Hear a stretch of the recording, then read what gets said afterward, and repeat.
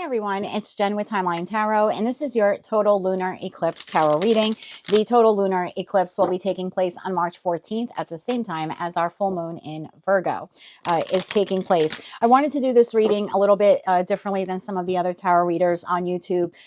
Many of the readings I have seen kind of show some gloom and doom for relationships, and while there may be relationships in your life that do come to an end this week or in the 6 months that follow, the energy of this total lunar eclipse, not all relationships are coming to an end or really need to come to an end. I firmly believe that maybe the total lunar eclipse for many of us would be a good opportunity to eclipse toxic traits or habits that we have that may be negatively impacting those relationships, and thus the eradication of those toxic traits or habits may actually help us to salvage those connections instead of just disposing them.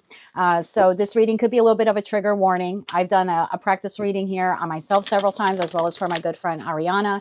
It seemed to resonate very well for our sun signs, but I have set the intentions of this reading to be for sun, moon, rising, as well as Venus. So if one placement, you know, you're watching it and you're like, nope, that's not my toxic trait, it's okay. Just check another placement.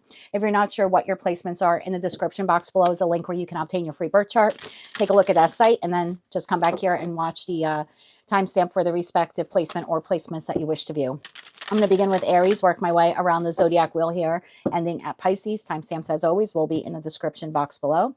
Do keep in mind this is a collective general reading. It is not individualized or personalized to you, and therefore messages may come through today that do not fully resonate. And if that happens, please don't get upset. It just means that one particular message is intended for someone else of your sign or your sign's placements. So as I always say, just take what fits, how it fits, and leave what doesn't. And of course, remember to check your other placements. With all that said, let's begin. Hello, Aries. Let's see what toxic traits you may have to eclipse out of your life, or at least begin to work on in order to make the relationships in your life healthier ones. So your first relationship block, my dear, is demanding. You set impossible standards for your partner to meet. Be less demanding. Again, it's a little bit of a trigger warning. So if this is not resonating for you at all, just check another placement, Sun, Moon, Rising, or Venus. For your relationship card, we have past life connection. Someone with heavy influence from a past life is with you now. So you do have a soulmate, soul bond connection here. That's more than just this lifetime connection, right? So this would be an individual that maybe when you met them, you kind of had that feeling of like, where have you been my whole life? Or this person feels extraordinarily familiar to me. Your Moonology card is full moon in Virgo. Amazing, because we actually have that full moon in Virgo on the 14th at the time of the eclipse. So if you're in Aries or you have high Aries placement, this is definitely your reading, okay? Take inspired action. And your last Moonology card is a time for healing, balsamic moon. So Aries, right out of the gate, this is a great reading. I have I still have to do the 11 signs, but it looks like it's a time for you to maybe heal this demanding aspect of your personality, which could be negatively affecting the connections in your life, whether they are platonic or romantic. And when it comes to your romantic partnership, it really could have quite the damaging effect, because this is someone that you have known in multiple lifetimes. They're meant to be in your life now also as a teacher and a healer, you for them and them for you. So tell me more about this for Aries, Sun, Moon, Rising, as well as Venus. Demanding, past life, take inspired action, and a time for healing.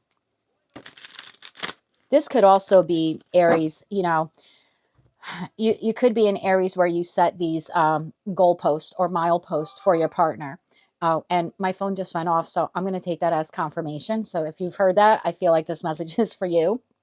So it could be like, and there's the second one. You could be setting up mileposts like, well, when this happens, then we could be together. And then like that passes. And then you're like, well, when this happens and then that happens, you know what I mean? So you could do something like that. Maybe you're a little bit of an avoidant or a commitment phobe. Again, please don't get offended. This reading is intended to help us become better partners for our connections, whether we're currently coupled or single. Tell me more about this now for Aries. Demanding, past life connection, take inspired action, and a time for healing. One more shuffle. Thank you.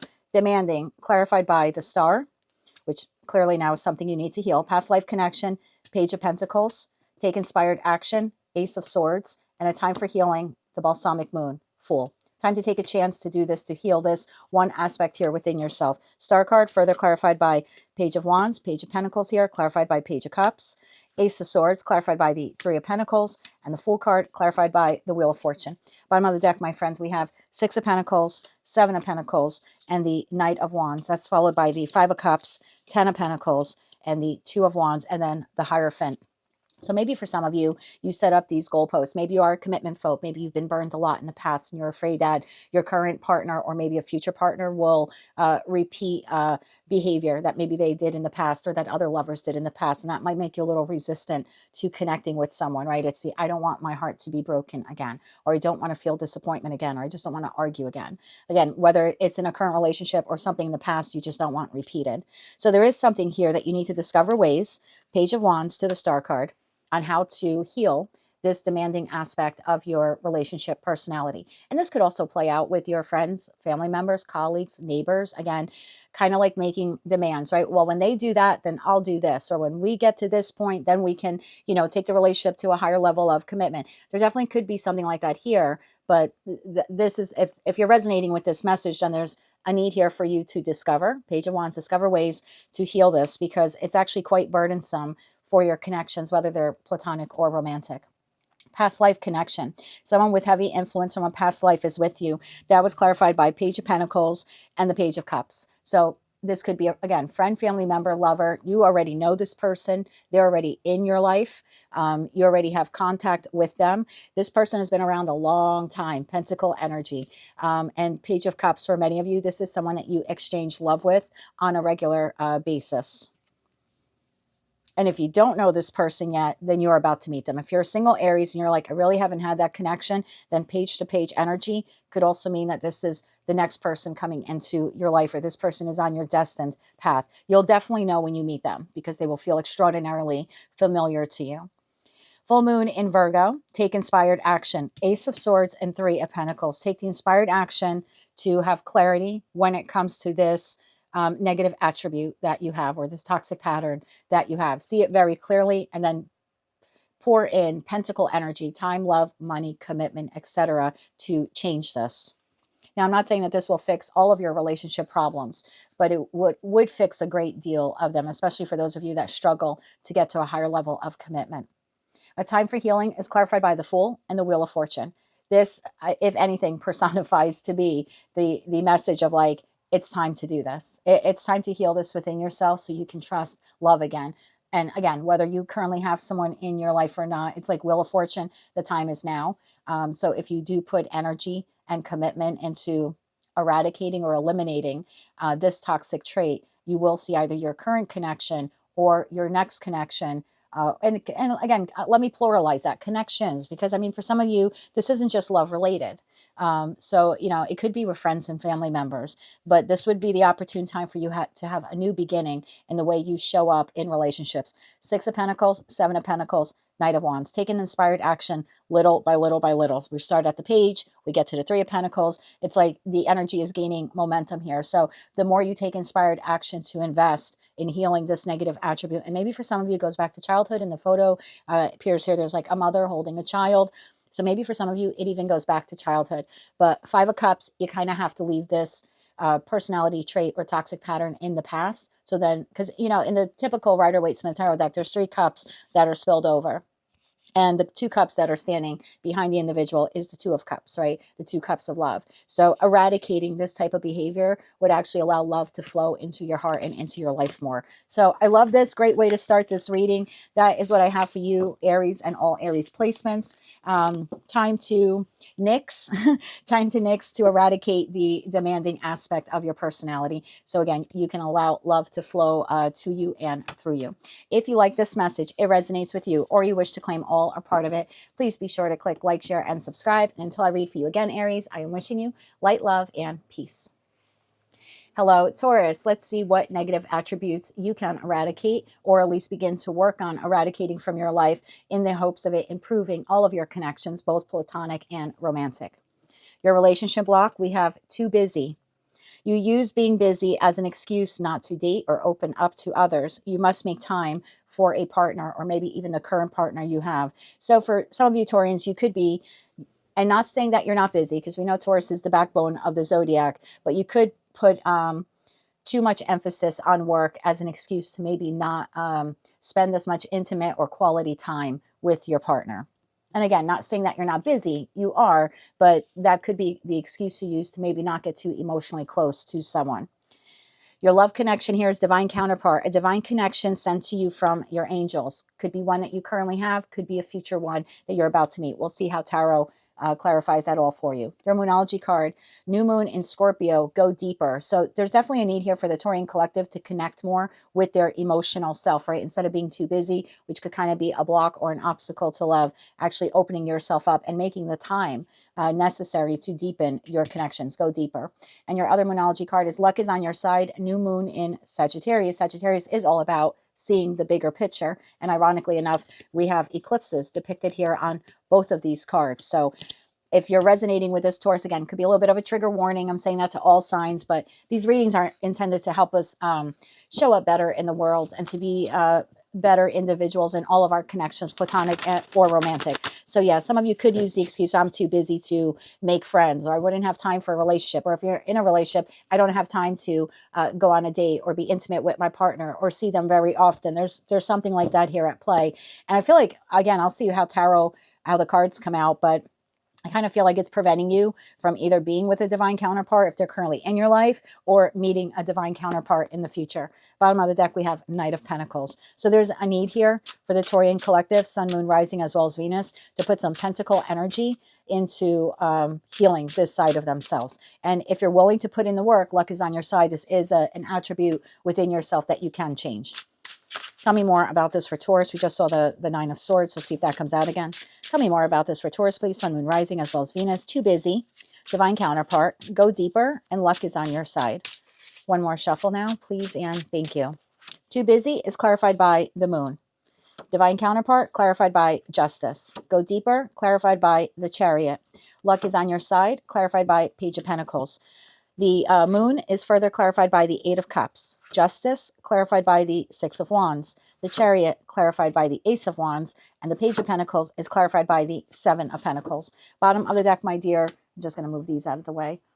Those were Aries cards. Bottom of the deck, we have Queen of Pentacles to the Emperor to the Ace of Cups. That leaves the Two of Pentacles, the Hierophant, which is you, and the Hangman. So for some of you, you kind of go back and forth in this Two of Pentacle energy about whether or not you really want long-term stable commitment in the energy of the Hierophant card, which could mean higher level of commitment or marriage or just deeper connections with the people in your life. So Taurus, you have here too busy is clarified by the Moon and the Eight of Cups. So right there, number one, the first message is that's something that you need to walk away from. Not being emotionally available or not creating the time or allowing for the time to become emotionally connected to the people in your life. I could specifically be talking to a Taurus who doesn't have a lot of friends, and if they have a partner, they're either not regularly intimate with them or intimate at all, or they're not doing like coupley things. And again, it's the excuse of I'm too busy or have a lot of work to do or a lot of responsibilities, even if you don't have a job, or I'm just too tired from doing all of those things. Again, it really is acting as a barrier. You're not allowing love to flow to you and through you. So for some of you, there's a need here to walk away from that mindset. And, you know, that's easier said than done. I know, I've been there. And sometimes when we're hurt repeatedly or we're afraid of commitment, it's a lot easier to use work as an excuse. But if you're looking to improve your connections, whether they're platonic or romantic, or meet new friends, or maybe meet a love interest for those of you who are single, there would be a need here for you to put some extensive pentacle energy work, time, love, money, commitment, etc., into not using work as an excuse for why you can't spend time with people or spend time getting to know people. There's also something here, Taurus, about you constantly walking away from your emotions. So, when you start feeling something for someone or you start feeling good in a relationship, you back out. It's like, well, that's going too fast, or I can't be that vulnerable, or I don't want to fall in love. And that could come from fears of abandonment or fears of rejection or some type of there's some type of a fear there within you of like commitment. And again, I don't know, maybe you had longstanding connections in the past that burned you and you're afraid of like being too emotionally invested. For others of you, you could have other external reasons why you're not opening up yourself to love. But again, it's like anytime you start feeling something for someone, you slowly back out. And for some of you, you actually sabotage the connection because you don't actually come out and tell your partner why you're slowly backing out. Instead, you use the excuse of too busy, and that could make your partner just feel like you don't have time for them or you're not interested in them. Divine counterpart. that, again, whether you have this person in your life or not, it's different for all of you. It's a collective general message.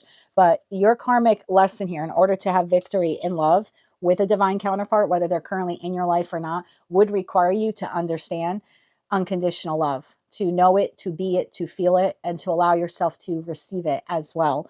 And that is really your karmic justice, your karmic win, or karmic victory, if you will. And again, but that all comes down to you allowing yourself to not be afraid of commitment, not being afraid of intimacy, not being afraid of commitment, and allowing yourself to open up emotionally to your partner. Your next card here is the new moon in Scorpio. Go deeper. That's clarified by the Chariot and the Ace of Wands. This is basically saying that as soon as you take action on this, you do have a passionate new beginning in your life. You will feel invigorated. You'll start to build your confidence, right? The Chariot is a card of confidence. The Ace of Wands is all about confidence. So you'll feel inspired. So the more incremental progress you make when it comes to opening yourself up emotionally to someone, again, whether it's just making more friends or the connections you have, again, whether platonic or romantic, the sooner you will see the victory, the sooner you will see the rewards of your effort. But again, it requires you to go deep, emotionally speaking, and to I almost want to say, for those of you who currently have connections, you can create deeper connections with that person or those people in your life. And again, as soon as you start putting energy into it, it's like the energy will gain momentum. Luck is on your side is clarified by the Page of Pentacles and the Seven of Pentacles. Again, a little bit of a repetitive message here for you, but all you have to do is plant the first seed, Taurus, when it comes to opening yourself up or identifying why you are a commitment phobe. Just taking the first step, the Page of Pentacles, you'll notice that as you start taking more and more action, you'll begin to invest more and more. It's almost like overnight, you can actually go from the Page of Pentacles to the Seven of Pentacles, but it would take you having a real realistic view of yourself, really going internally, going deep within yourself as well, to discover why are you afraid of commitment, why are you afraid of being vulnerable, and not only feeling emotion for someone, but even expressing that emotion. Because notice we have no swords here. For some of you, even if you do care about an individual, you're not very expressive in saying I love you. And again, that there's an issue there with vulnerability. It's like the minute I start to feel it, I kind of have to walk away from it. So if this is your message, Taurus, Sun, Moon, Rising, as well as Venus, as soon as you start putting pentacle energy into this, luck will be on your side, and you'll literally start seeing the connections in your life evolve. We have the bottom of the deck there was the Queen of Pentacles to the Emperor to the Ace of Cups. It literally could be a new beginning in love. The Emperor being a divine masculine, but if you want to take it as divine feminine, you can. But that definitely would be a divine counterpart, whether they're currently in your life or not. That's what opens the gateway for Tauruses, whether they're a King or Queen of Pentacles, to meet their Emperor or Empress and have a new beginning in love. So I love this message for you, Taurus. If you resonated with this message, please be sure to click like, share, and subscribe. If you didn't resonate with it at all, you're welcome to check one of your other placements, Sun, Moon, Rising, as well as Venus. But if this is where we part for now, Taurus, I thank you very much for watching this reading. Again, please be sure to click like, share, and subscribe. And until I read for you again, I am wishing you light, love, and peace. Hello, Gemini Twin Gang. A little bit of a trigger warning. This reading is intended to help us learn the toxic traits within ourselves that we need to nix or eclipse with that total lunar eclipse that we're having on March 14th. So let's see what our issues are. We have playing games. You don't need to play games to keep the right one interested in you. Don't get offended. Remember, I said trigger warning. Some of you play games, and we'll see what tarot has to identify that further. In respect to your love connection, we have sacrifice, giving up something now for a future reward. So maybe there's something here for the Gemini collective, Sun, Moon, Rising, as well as Venus, where you don't want to give up something. You may have to give up something, whether it's this toxic pattern, this toxic trait you have of playing games. Playing games could also mean that you don't show up seriously in a relationship. For others of you, you may have to let something go in order to let someone in. Let's keep going with your message here. Moonology card. Last quarter moon in Sagittarius. Practice gratitude.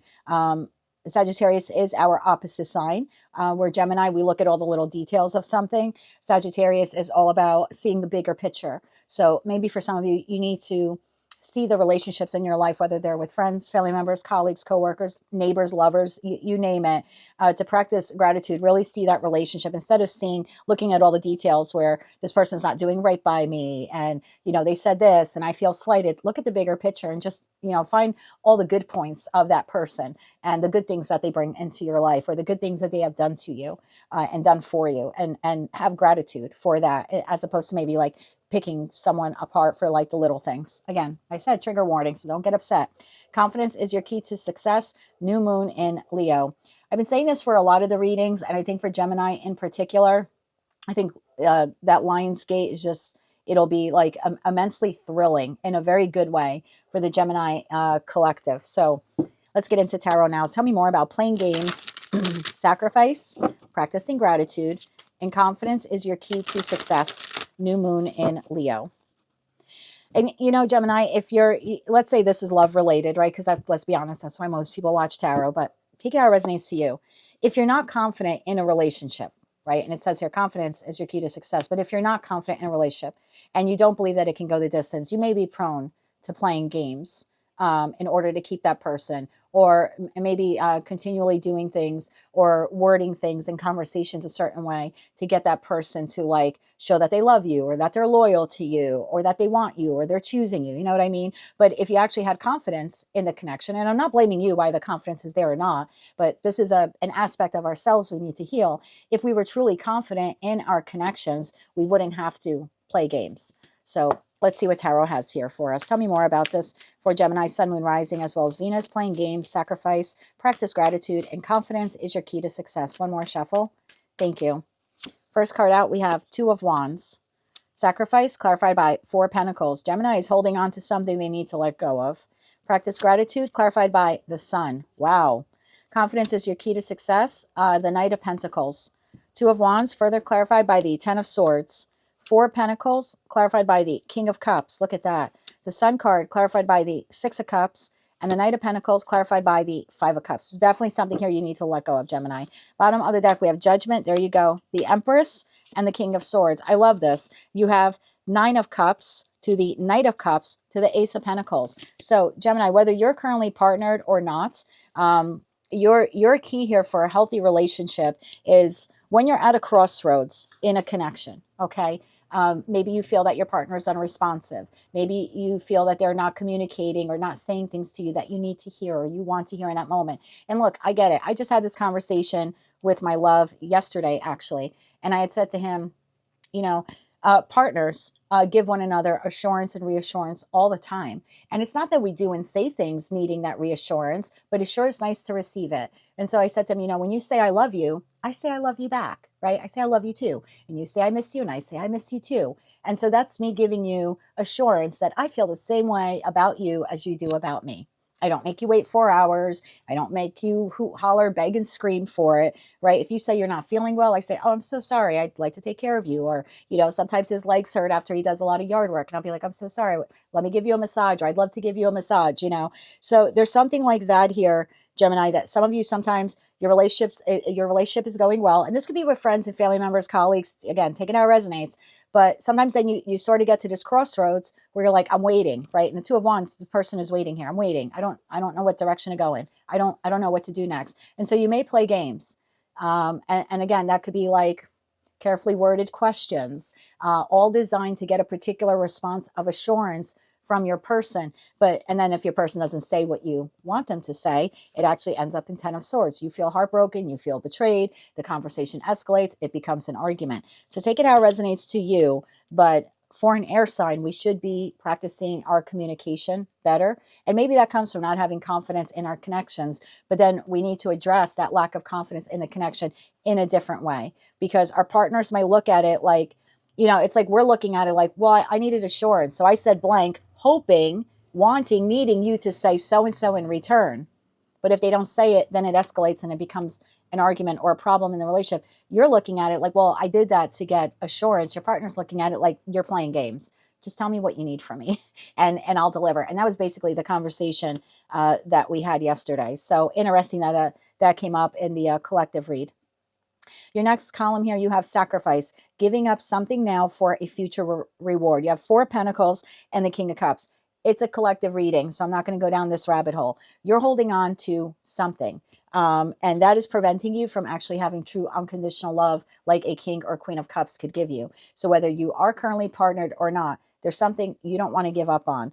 That's going to be that's very individualized to all of you. So again, I'm not going to go down the rabbit hole. It's a collective reading. You know what it is. You have to give up, I don't know, the way you do something, a bad habit, a toxic some type of toxic trait. Maybe it's the playing games thing. Maybe for some of you, you need to sacrifice living a certain way. I don't know. Maybe you have a champagne taste on a beer budget, and that's negatively impacting your romantic connections, because maybe you're driving you and your person into debt.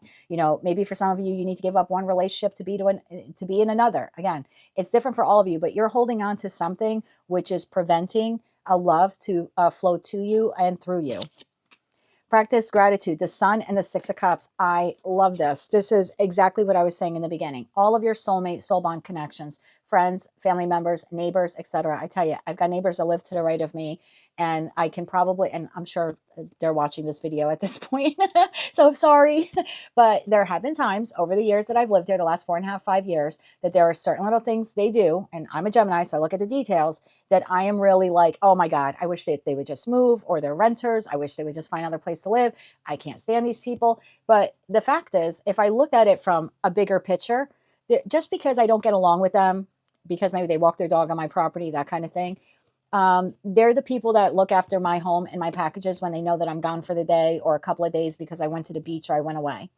I'll pull into the driveway with the windows down on a beautiful sunny day, and they'll be like, hey, and because I use the side door off my driveway to come into my house, and they'll be like, hey, you got an Amazon package on your porch. I've had strangers come onto my property, and even though they walk their dog on the property, which I have a problem with, they're the first to question that person because they know I live here alone. So they do provide me with a level of protection that I can consistently rely on. So again, I have to practice gratitude. So maybe when next time they walk the dog on the property, practice gratitude and be nicer, because they're not terrible people 24 hours, a day, 7 days a week. There are actually some really nice things they do for me. When it's snowing, I live here alone. They're the first to come over with a shovel, and help me, especially if they know I'm not feeling well that day or that week. So again, Gemini, whoever these various Six of Cups connections are in your life, there's a need here for you, Sun card, to maybe see them in a better light, or acknowledge what they do, the way they have helped your life grow. Because that is what the Sun card is, right? It's vitality, it's growth, it's success, it's happiness. And so maybe see some of your connections in your life in a better light, like the Sun, and practice gratitude for what those people do, even if on some days they walk their dog on your property. Okay. Confidence is your key to success. Knight of Pentacles and the Five of Cups. This is, if you're constantly sitting in the Five of Cups, you have no confidence.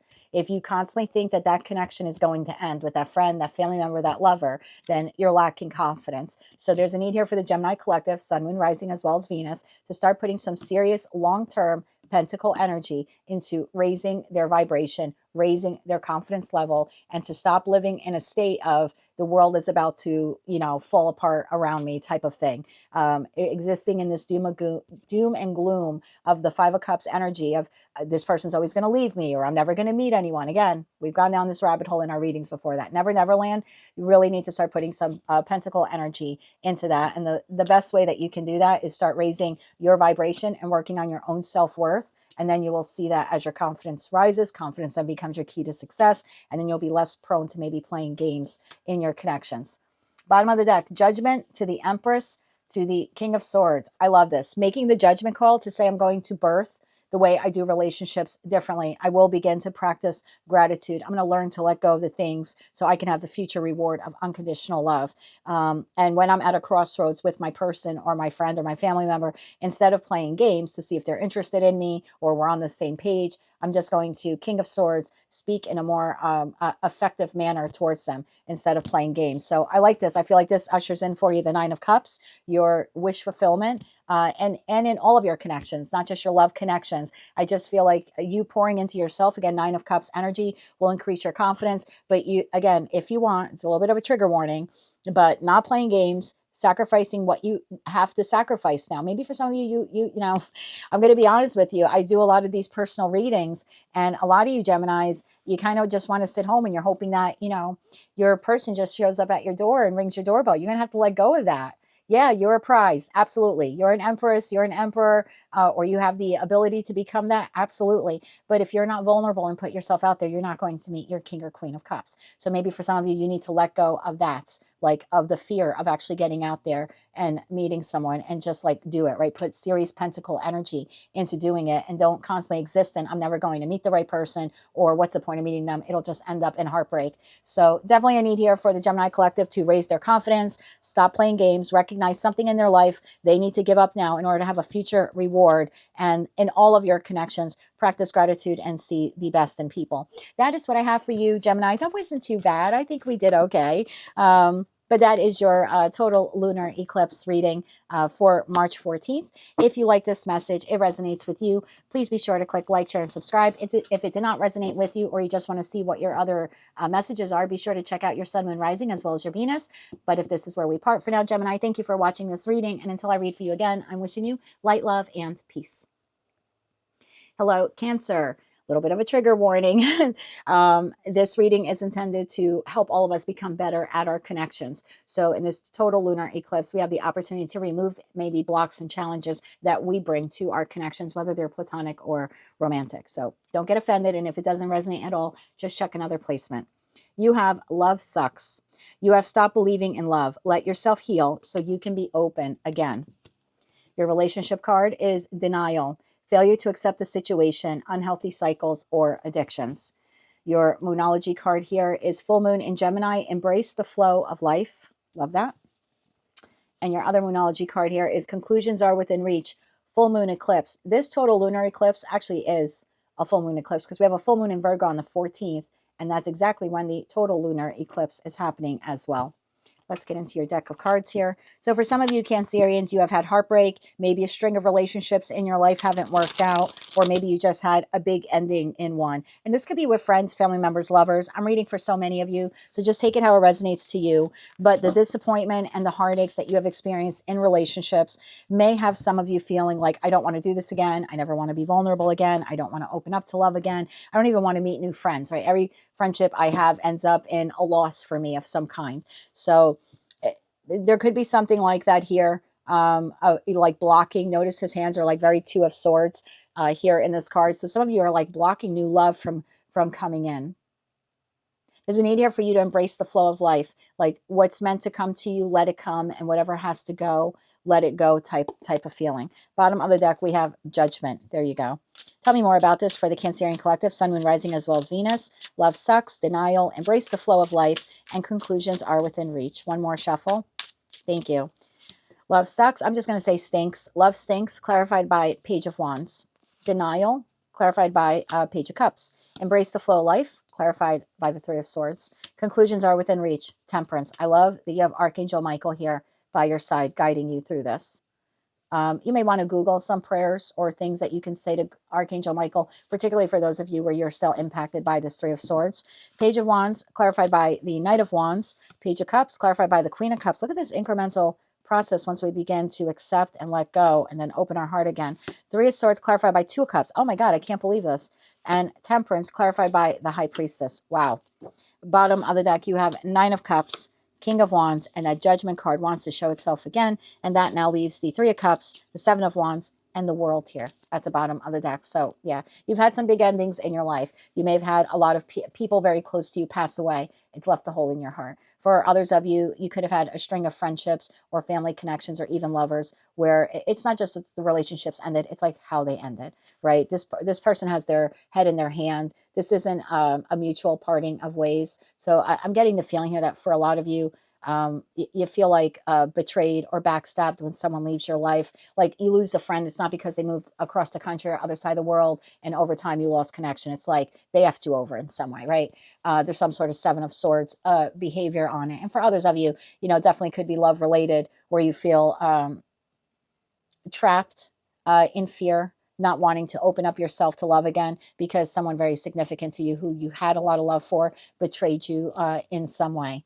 So that, my friend, is clarified by the Page of Wands and the Knight of Wands. I like this. Small incremental steps here, discovering ways on how you can heal. Some of you have not healed from whatever this is. Now, for some of you, this could go back to childhood. I'm reading for a lot of you. Take it how it resonates. You may have had a monumental loss as a child, like maybe your father died or your mom passed, right? And now you're resistant to love. Maybe you're afraid maybe everyone you love has left your life in some way, whether they passed away or, they ended the connection. So whatever it is for you, discovering ways and how you can heal that will enable you to start to move forward in this Knight of Wands card here, to begin to open up your heart again, taking inspired action. So a lot of you need to take inspired action to find ways, Page of Wands, discover ways to heal your heart again, because sitting in this state of love stinks and this total despair will not bring in new love connections into your life, again, platonic or romantic. Denial, clarified by the Page of Cups and the Queen of Cups. Again, this is that feeling of once it starts feeling good, it's going to fall apart, because everything in the past that felt good fell apart. Some of you, again, trigger warning, don't get upset with me if it's not your message, don't take it. Some of you, when the relationship, thank you, Mercury retrograde, starts to feel too good, you may start to begin to exhibit some type of self-sabotaging behavior. And you're not doing it on purpose because you want to lose the person. On the contrary, you start behaving this way because you lost past people. And you're almost afraid, like, if the love gets too deep with this person, if it goes from Page of Cups level to Queen of Cups level, that person's going to leave me. And so I can't let them leave me. I can't let it get to that point. So when I see that the relationship starts moving forward, I start showing up in a way that actually sabotages the entire connection. And some of you may be in denial or have been in denial that you do that. Again, if it's not your message, don't get offended. Just check another placement. The next card you have, my dear, is Embrace the Flow of Life, the Three of Swords and the Two of Cups. This is this is a feeling of, you have to go through a lot of heartbreak until you find the one, or you have to kiss a lot of frogs until you find the one that, turns into a prince or a princess. And I know I'm kind of downplaying it, but as usual, your readings are pretty heavy for me emotionally, and knowing I have the rest of the zodiacal wheel to go through, I'm trying to keep it as light as possible. But there's a need here for you to understand, or to embrace, or to accept that people are going to come into your life and people are going to leave your life. And that's just their role as a soulmate, as a lesson in your life. It doesn't mean that you don't deserve love. It doesn't mean that you won't find love. It doesn't mean that you should block yourself off from love. It doesn't mean that you should fix maybe some toxic sabotaging patterns that you have because you're afraid of cycles repeating. Just kind of understanding that this is the ebb and flow of life. People come and people go. Okay. And for those of you where you are experiencing heartbreak because of a recent ending, just know that once you begin to take inspired action to heal that wound within yourself, and maybe also address some sabotaging behavior you may have, if you have them, your next soulmate will then be put on path and you will be meeting them. Conclusions are within reach. Temperance to the High Priestess. You are a highly, highly intuitive sign. I say this all the time to the Cancerian collective. You do have Archangel Michael here with you, guiding you through all of this transition, if you will, even helping you to maybe heal not just your heart from this past connection or connections, but also helping you to address maybe some self-sabotaging behavior you have. Because again, once it feels too good, I have to do something to F it up, because I can never let it get to Page of Cups or King of Cups level again, because once it does, I'm going to lose it. So just know that you are being guided and helped here. The Temperance card, Archangel Michael, is the alchemist of tarot. So this is someone, again, you could Google different prayers or things that you can say, meditation practices like that for Archangel Michael. This is someone that will help you balance your emotions as well as stay grounded during your healing journey, as well as healing any wounds within yourself that are creating the self-sabotaging behavior. I don't know why, but I'm getting the feeling here with the High Priestess card here that some of you keep a lot of the loss to yourself. So again, I don't know, for some of you it goes back to childhood or a string of relationships. There's a need here for you to get it out, to actually speak it. And I don't know if that's counseling or therapy, or for others of you journaling. But there's something here about releasing the pain by literally either verbally saying it, and it could be just be to a trusted friend, but it's like getting it out of you. And again, for some of you, you could just be like, write this down on paper. I remember going through a breakup a long time ago, and I ended up writing it all out. Like, if I could write a letter to this person, it's basically what I did. And looking back now in hindsight, I'm glad I never mailed it because I really was just blaming him for everything. But the fact is, I had some self-sabotaging behaviors that, didn't help the relationship any either, and probably helped it to come to an end the way it did. But I ended up writing this whole letter, and then I burned it. So maybe some of you want to do that, where you write out this heartache as if you're going to send it to the person, friend, family member, lover, etc., etc. But then maybe you burn it. And when you burn it, ask Archangel Michael to let the pain go with the burning of that letter. And please make sure you burn it in a safe place. Okay, don't cause a fire. But if you're able to do this, if you're able to discover ways to heal your heart, if you seriously look at yourself, and it's a hard thing to do, but to identify any self-sabotaging behaviors you have and to literally put in some pentacle energy to getting it done, look what comes in for you. It's unbelievable. 9 of Cups, King of Wands, and Judgment. You have like your wish is fulfilled. 9 of Cups, you will feel more emotionally balanced because you'll be investing in yourself. 9 of Cups, right? Singular energy. But 9 of Cups is also wish fulfillment. And then for many of you, that ushers in a new person here on your path, whether it's a king or queen of wands, someone that is dynamic, someone who's willing to go the distance. I like this. This would be a rebirth in love for you and a different way of doing love this time around. But please, please, please, if you are dealing with a heartbreak, do not rush into the next connection. Because I feel like at that point, all you're doing is repeating an unhealthy cycle. You know, we hear a lot of people say, well, you got to get under someone to get over someone else. All that's going to do is bring in more of the same types of relationships you had in the past. So if you need to be single for a little bit, 9 of Cups energy, it's quite all right. I did it. I was fine. And I found my person.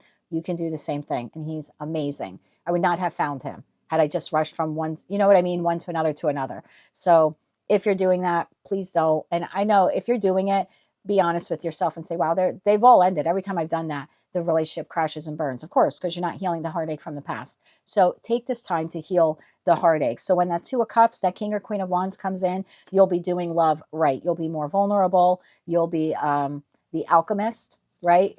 You'll also play the role of the alchemist, so you'll be able to be more emotionally vulnerable with your person. You'll be able to express your emotions better in a more grounded way, and you won't be sabotaging the connection.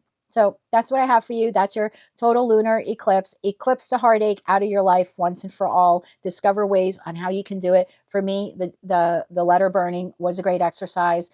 I wasn't really into astrology at the time, so I don't know if I did it during the total lunar eclipse, or a full moon, but this would be the opportune time for you to do it. Again, remember to be very safe if you're doing anything like that when you're setting anything on fire. So yeah, definitely time for you to nix or eclipse the bad toxic traits. And now look, total lunar eclipse doesn't mean you identify all this stuff, right? How I'm going to heal my heart and the toxic traits. You're not going to wake up on March 15th and be 100% healed. The energy of this total lunar eclipse is 6 months.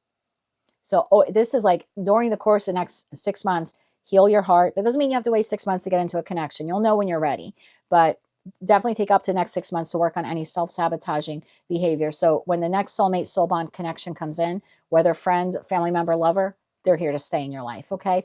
That is what I have for you, Cancer, for your total lunar eclipse tarot reading. It wasn't that bad, I don't think. If you like this message and it resonates with you, please be sure to click like, share, and subscribe. If it didn't resonate at all, or maybe you just want to check some of your other placements, be sure to check your sun, moon, rising, as well as your Venus. But if this is where we part for now, Cancer, I thank you so much for watching this reading. And as always, I'm sending you light, love, and peace.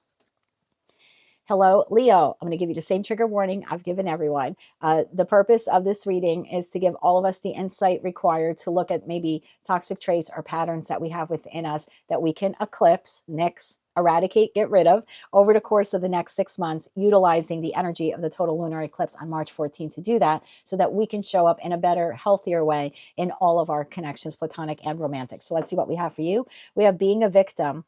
You feel helpless to change your love life, but you can change it whenever you want. Okay. Again, I said trigger warning. Don't get mad at me. Your love connection, awakening, a realization, shift, or discovery. Your Moonology card, you have new moon in Virgo. Trust all will be well. Aha. See a running theme here. Look at the bigger picture. Full moon in Sagittarius. Interesting. A few people had the Sagittarius cards here. So maybe there's a running theme here for some of you when it comes to needing to see the bigger picture as opposed to focusing too much on the little details, right? Because the opposite of Sagittarius is Gemini. And you could be like pulling apart a relationship because you're looking at all the negative details instead of taking that more expansive view of like King, Queen of Wands in the full moon in Sagittarius energy, which is you, by the way, right? That's Aries, Leo, Sag, and seeing the bigger picture of something. All right, let's get into tarot here.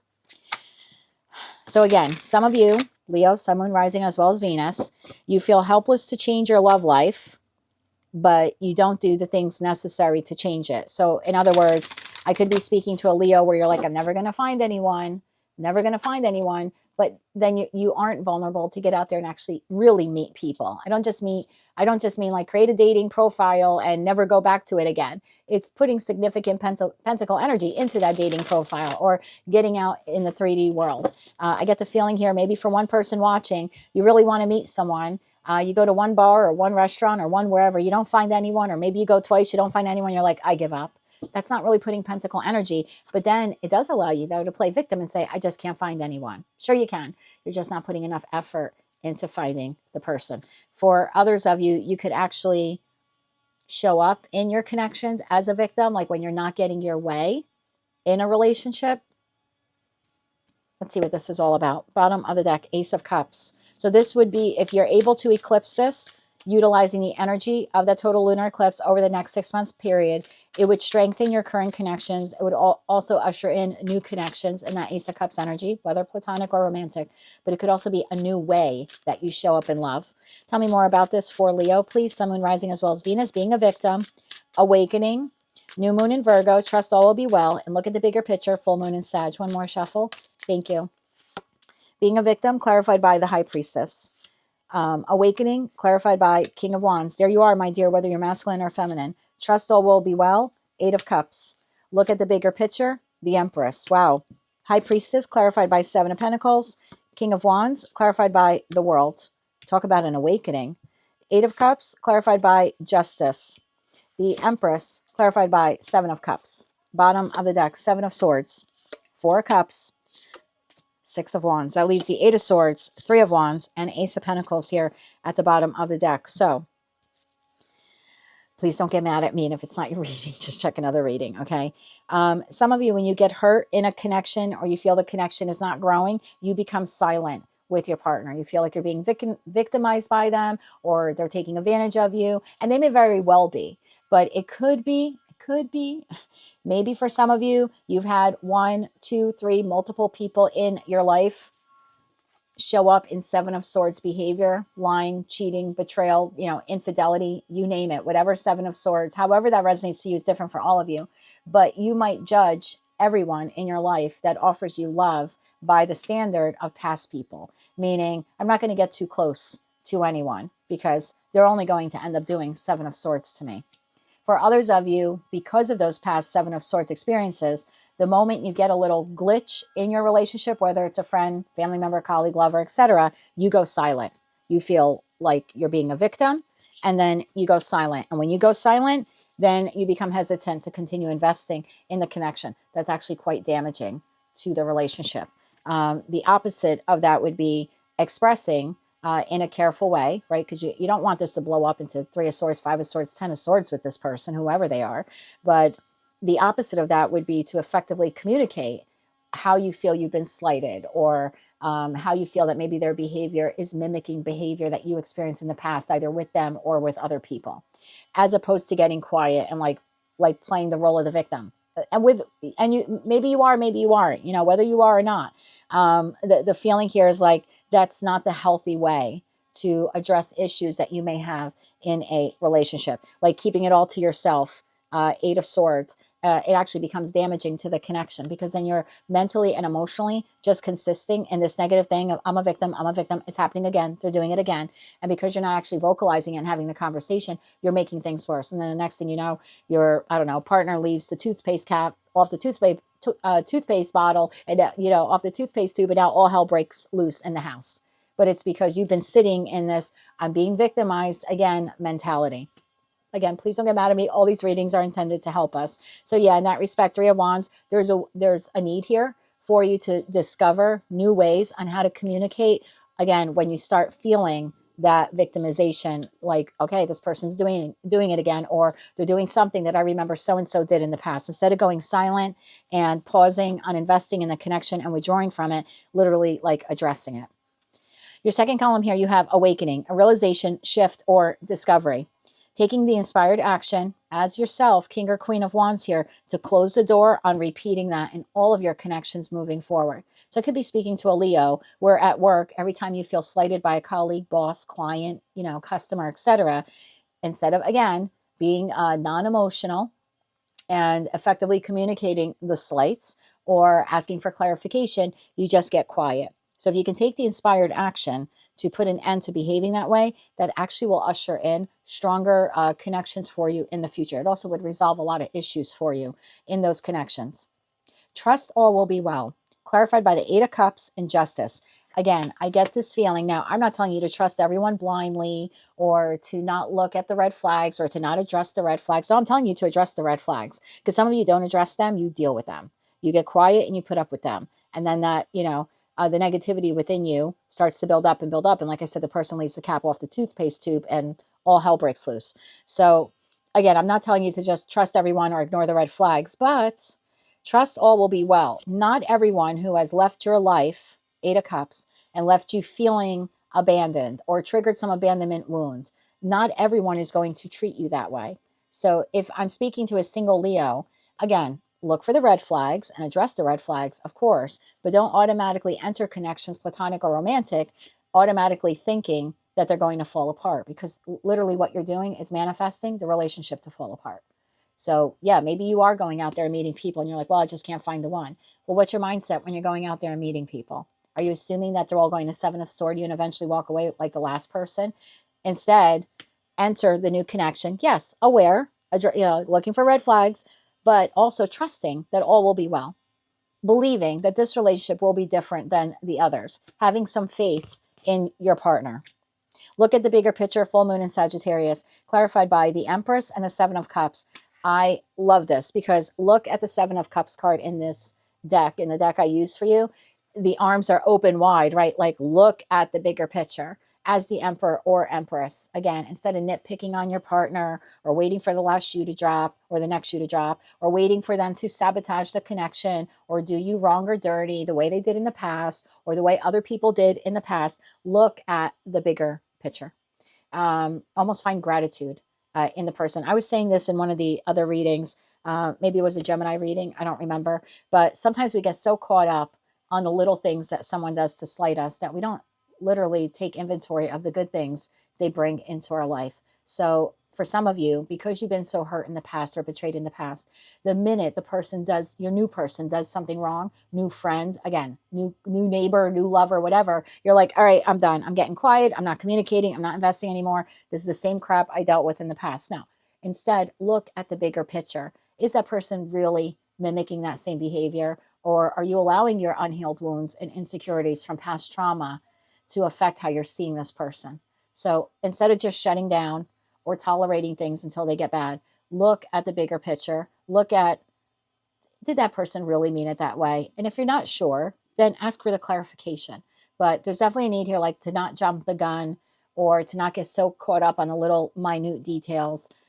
There's something here about really embodying the energy of Sagittarius and seeing the bigger picture and not judging everyone in your life based on the traumas from the past. And that, my dear, is how you will have victory in your life when it comes to love. So not a terrible reading, I don't think. That's what I have for you, Leo, Sun, Moon, Rising, as well as Venus. Remember, the energy of the total lunar eclipse is 6 months. So even though you may identify all of this and you want to address it, don't think you're going to wake up on March 15th and be a new and improved version of yourself. You do have that 6 month of lunar energy to get this, healed within you, but definitely a need here. And look, I get it. Some of you have been terribly wronged in the past and rejected and lied to. But you also have to look at how you showed up in that relationship. Did you address the red flags? Did you, and I hate to say play victim because many of you really were victims, but did you address it or did you allow it to go on for too long? And now when you're in a new connection and you kind of see that mimicking, behavior again, the answer here isn't to just shut down. You're going to have to address it. Okay. But the first step to doing that is addressing it within yourself and really healing the wounds of that Seven of Swords that people did to you in the past. So you're not judging every connection in your life now or in the future based on the actions of other people. that is what I have for you, my dear. That is your total lunar eclipse. If you like this message, it resonates with you, please be sure to click like, share, and subscribe. If it didn't resonate with you at all, that's okay. Or maybe you just want to check one of your other placements. Be sure to check your sun, moon, rising, as well as your Venus. But if this is where we part for now, Leo, I thank you so much for watching this reading. And until I read for you again, I'm wishing you light, love, and peace. Hello, Virgo. Let's see what your total lunar eclipse tarot reading is now. Trigger warning, don't get upset. These readings are intended to help all of us become better and to show up as a better version of ourselves in all of our connections. Some of these have been a little rough, but again, if it doesn't resonate at all, then just check another placement, sun, moon, rising, as well as Venus. But if it does resonate with you, then let's begin healing that aspect of ourselves so we can show up as a better version of ourselves in the future, like Virgo 2.0. So you have too risky. You feel like it's not worth the risk, but opening your heart is a risk worth taking. Aha. Your romantic relationship card, you have manifestation, law of attraction, thoughts become things. We've been talking about this for a while now, my friend, and you are the magician card in tarot. Mercury goes retrograde on the 15th. Let's go a little further with this message. First quarter moon in Capricorn, unleash your kindest self. And your last card here, don't let your past hold you back, South Node. I shuffled the cards in the beginning. I have not paused the video at all. I've done a continuous run here since Aries. It's amazing how that card has come out for you. All right, let's get into tarot here. So for some of you, because of past hurts, kind of like Leo. So maybe if you're a Lego, you're a Leo, Virgo, Cusper, meaning you're born within a few days of Leo season ending and Virgo season beginning, you may want to take a look at that Leo reading. Or if you have Leo placements, sun, moon, rising, as well as Venus. Some of you have been so hurt in the past that you are incredibly reluctant to open your heart again. It's almost like love's not worth the risk. It's too risky to fall in love again. Too risky to have friends. Every friend I had has betrayed me in the past, or every business partner I've had, or anyone that I've tried to co-create something with, they end up screwing me over in some way. Look, I get it. I've been there. But the answer also isn't to lock yourself up in your home and never open yourself up to people again. I've had, my circle is very small. I was just saying this the other day to my person. I said, my circle is like this big. I have like 3 or 4 people in it. They're my world. They exist within my world. And everyone else is on the periphery as an acquaintance or a colleague. That's just me. And maybe, I don't have Virgo placements, but maybe this reading will resonate for me. I'm very reluctant to let people in. So when I let you in, it's because I really do see a connection with you that can deepen in time. So, okay, I don't know why. Once again, I feel like I'm going to resonate with this Virgo reading. Yeah, because we've been too burned. Many of us, just in general, regardless of our signs, have been too burned, and that prevents us from opening up to people. And because we've been burned so much, although we're manifesting new friends or better friends or new lovers, or that our current love relationship strengthens, because we're constantly at that negative, thinking negatively that it's not going to or won't work this time because it didn't work in the past. Again, it all comes back to it's too risky. So we kind of sabotage our own manifestation. I say we, I'm just speaking as you right now, but we end up sabotaging our own manifestation. We want love, or we want the current connection to get to a higher level of commitment, but internally we really don't believe it can because everyone else has screwed us over. So why wouldn't this person do the same? Bottom of the deck, 4 of Swords. Time to heal that aspect within ourselves. Wow. Okay, tell me more about this for Virgo, sun, moon, rising, as well as Venus. Too risky, manifestation, unleash your kindest self, and don't let your past hold you back. Let's get one more shuffle now, please, and thank you. Too risky, clarified by King of Pentacles. There you are. And look in this deck, the King of Pentacles, how he's holding his pentacle. It's like, this is mine, and you can't have it. Because the last time I gave someone a pentacle, they crapped all over it. So I'll let you look at it. I'll let you look at my heart. I'll let you look at my love, right? Think of it that way. Your heart is what is valuable to you, right? So I'll let you look at it, but you can't have it. It's too risky. Last time I gave it, someone threw it on the floor and stomped on it. So you don't get my pentacle love now. Interesting. The Hierophant. Clarifying your manifestation card. How do you get to a higher level of commitment or a deeper sense of commitment in all of your connections, friends, family members, colleagues, lovers, etc., if you're constantly thinking negatively? Unleash your kindest self. Knight of Wands, taking inspired action to be kind to yourself and to others, to maybe not judge people in your life, again, based on the traumas or hurts or betrayals of past people. And don't let your past hold you back. Clarified by Knight of Cups. So, this past trauma, is hindering or blocking love flowing to you and through you to some degree. It's different for all of you. And it could be just be with friends. You know, maybe this doesn't have to do with your romantic partnership. You may have just had a string of, you know, horrible friends in your life. And now your circle, like me, right, is very small because every time I have allowed someone into my space, they, you know, it's like allowing someone in your home and they just walk in, pull their pants down and take a crap in the corner. You're like, excuse me, that's my home. You know, so how many times, if every person I invite into my house comes in, pulls their pants down and takes a crap in the corner, how many more people do you think I'm going to allow into my home? Zero. Absolutely zero. Maybe the 3 or 4 people who never did that. I'm sorry to make light of it. And I do like to make you laugh in some of these readings. This is a heavy reading and I have, you know, half of the zodiacal wheel here to go through. So I'm just trying to keep things light for you and for me. But yeah, but if my belief is everyone who comes to my house is going to do that, no one's ever done that. I don't know where that example even came from, but yeah, then I'm just not going to make any new friends, right? And my circle will continue to stay very small, and that's on me. Then I can't blame it that I'm not meeting people, or nobody wants to be my friend. I'm not allowing anyone to be my friend because I'm judging everyone moving forward based on the actions of people from the past. King of Pentacles, clarified by Temperance. I love that you have Archangel Michael here with you, willing to heal your heart if you want to do this. The Hierophant, clarified by the Tower. That boom, that's how my manifestation will come in. The law of attraction. You know, on my website, thetimeline.tarot.com, if you click, I think it's resources, there's a link there for a website and it's free. It explains the law of attraction. And again, it's a way on how to condition your mind to like, constantly, I shouldn't say constantly, it's difficult to constantly, but the majority of the time to stay as high vibrational as you can. Knight of Wands, clarified by the 8 of Swords. This would be cutting away, right? Unleashing your kind of self. This would be like you being all tied up and not unleashing your kind of self. So there's a need here then for you to take inspired action to cut away maybe the chains from the past that are binding you.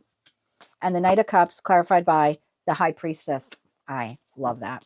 Bottom of the deck, we have King of Wands, 9 of Swords, and the Lovers. That leaves the Hangman to the 10 of Wands, to the Page of Swords here, and the World at the bottom of the deck. We got to let it go. You're carrying too many burdens here. If this was an airline, you wouldn't even be able to check in your bags, honey. Some of your burden bags are really big. They would go over the size permitted on the plane to check in a bag. Again, I'm just trying to keep things light here. It's really difficult to move forward in connections if we're dragging the past behind us. So it's almost like there's a need here for you. Temperance to that King of Pentacles. You know, Temperance is Archangel Michael, which again, I love that you have this Archangel here with you. I think that's wonderful. There was only one other sign in their deck that had Archangel Michael come out. It might have been Cancer. So if you have high Cancer placements, you might want to see their reading. But there's something here about you learning how to take risks in a balanced way. So it's not meeting the person on Wednesday and Tuesday giving them a key to your apartment or house. Nope, it's not doing that. That's not being that's not, you know, not letting your past hold you back. That's just being stupid. I'm going to speak to you like you're my friend. Okay, we're having coffee or wine here across the table from one another. That's not what it's saying. It's saying to do it in a balanced way. So you meet someone on Monday, great. Talk to them a little bit more on Tuesday. Do it in a balanced way. Talk to them a little bit more on Wednesday. You don't have to completely rush in and say, this is my next soulmate. This is my next twin flame. I'm going to marry this person. Or don't meet them on Monday. And then by Tuesday, you're like, F this. This person is just like the last person. Again, when it comes to giving your pentacle energy, and in this respect, we're talking about your heart, your love, because that is what's very valuable to you, to all of us, to do it in a balanced way. Don't hold back, but don't give it all. And that's the difficult thing to learn, right? And I know that because typically we're both ruled by Mercury. So we meet someone we like and we want to chat with them all night long and get to know them. That's giving too much of our energy away. And I'm guilty of it too. And we do that because we like to talk and we like to communicate. We want to get to know the person, but there's a need here to like take things slow. Again, don't be risky, like don't be too risky, but at the same time, don't take like no risks at all. So it's getting to know people on a balanced way, right? Emotional energy, because the Temperance card, Archangel Michael, is the alchemist. So it's tempering earth energy, which you are, with water energy, your emotions. So it's entering and staying in connections in a very grounded way. Being emotional, but not too emotional. Being grounded, but not stubborn and rigid. There's just this feeling here of like, I can't open up my heart. Or your love is not, it's not worth taking the risk on love, but there is. Um, there's a very balanced way here, and it's different for all of you. So I'm not going to go down the rabbit hole here on a collective reading. This message is either going to resonate with you or it's not. But I definitely would look into the law of attraction. Again, there's that link on my website that's free. And I really think a lot of you need to take a look at it. I think it will radically change Hierophant to the Tower, your relationships, platonic and romantic. I know that it's done wonders for me because my circle only used to have one person in it. So at least now I can say, hey, I got 3 or 4, and I just allowed a new one in, and I'm not going to judge her based on the last time I let someone in, which was November, and by January 1st they were out of my life because I went in too fast. I was too risky, like stupid too risky. And so, yeah, this time around, I'm doing it in a more balanced way, getting to know her, sharing little things at a time, asking questions, looking for red flags. But I'm definitely like interested in deepening this friendship with her. I think she's wonderful so far. But again, it's only been like a week or two, so I'm going to take it slow. But I'm certainly not going to judge her based on the last person I did this with, which ended up being a complete loon that I met. So I don't want to judge her on that, but I am going to take it slow. So there's a need here to have a very cautious approach when it comes to your emotions and the connections in your life. But definitely don't put the wall up to where you're never going to love again. Don't do that to yourself. You are deserving and worthy of love, and it's out there waiting for you. Manifestation. This is clarified by the Hierophant and the Tower. Again, I'm not going to get I'm not going to explain this too much, get too explanatory with this, but the law of attraction does work. Our thoughts do become our reality, not just on, lunar rituals, which I do as well. And I tell you all the time, I don't knock it, but I have to maintain that high vibe that this will work out for me.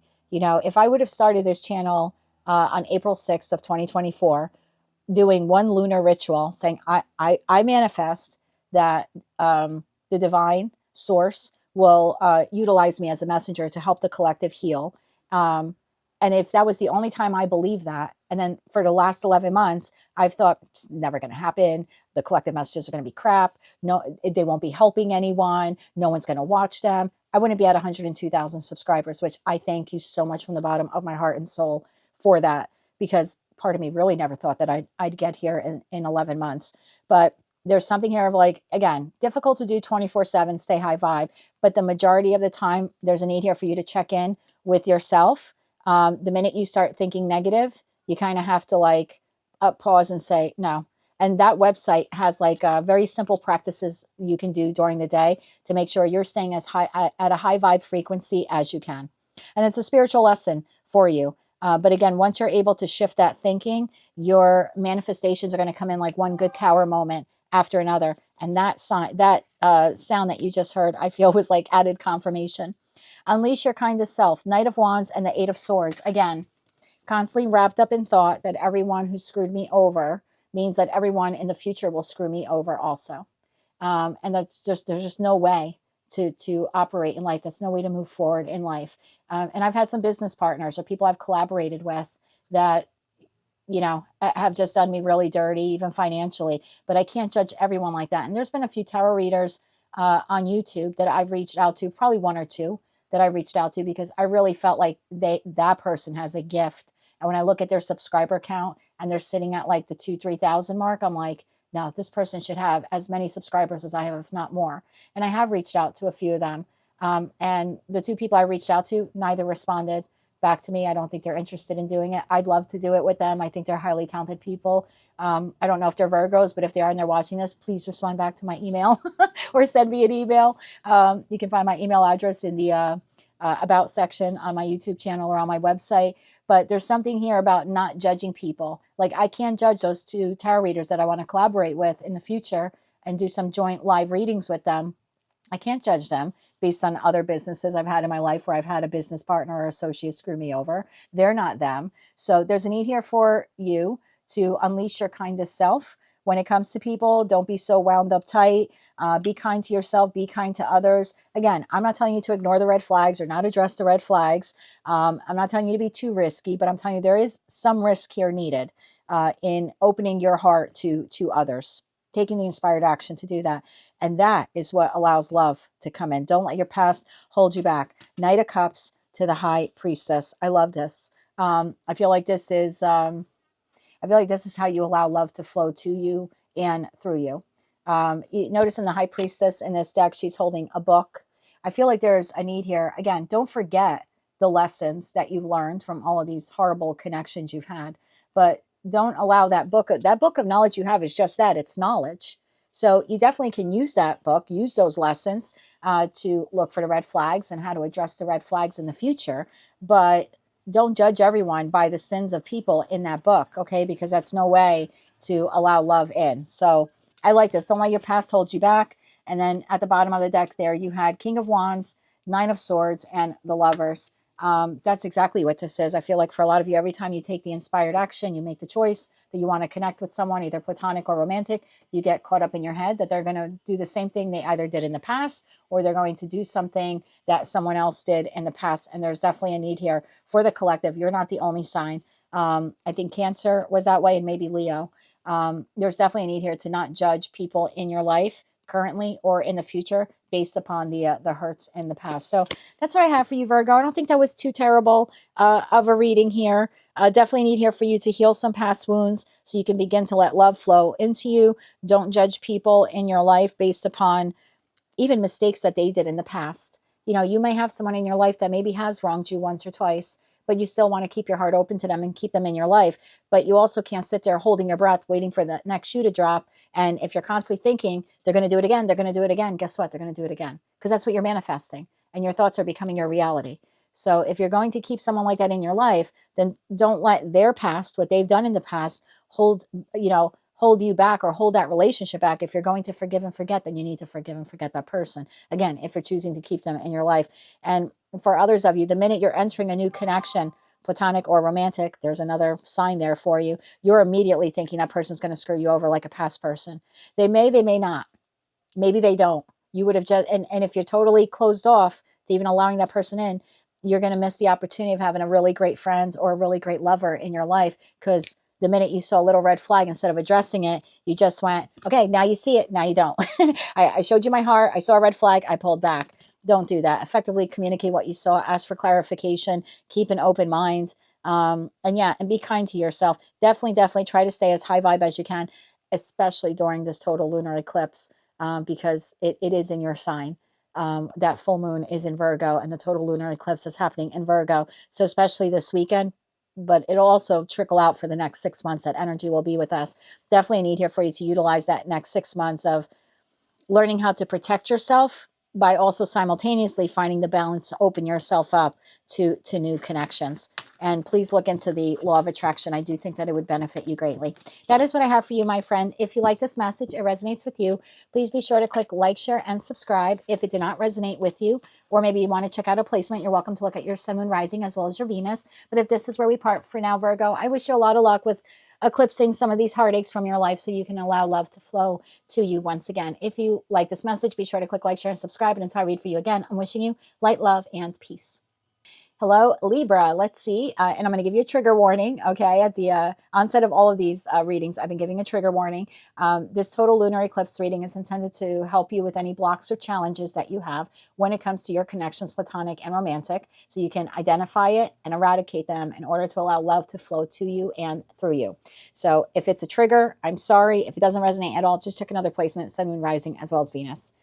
You have fear of loss. You are afraid of losing someone or being abandoned. Take a chance. So some of you are afraid of losing something. Some of you, maybe you're afraid of losing possessions, afraid of losing status, afraid of losing someone. Like, I can't fall in love with someone because the last time I fell in love with someone, they left me for someone else, or they abandoned me, or they weren't there when I was sick.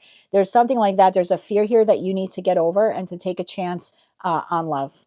Your romantic card here, you have ask your angels, seek the divine. Your angels want to support you. So maybe for some of you, meditation will help. Even speaking to source, and I find myself doing that at different parts of the day, before a reading, after a reading. It's okay to ask for help.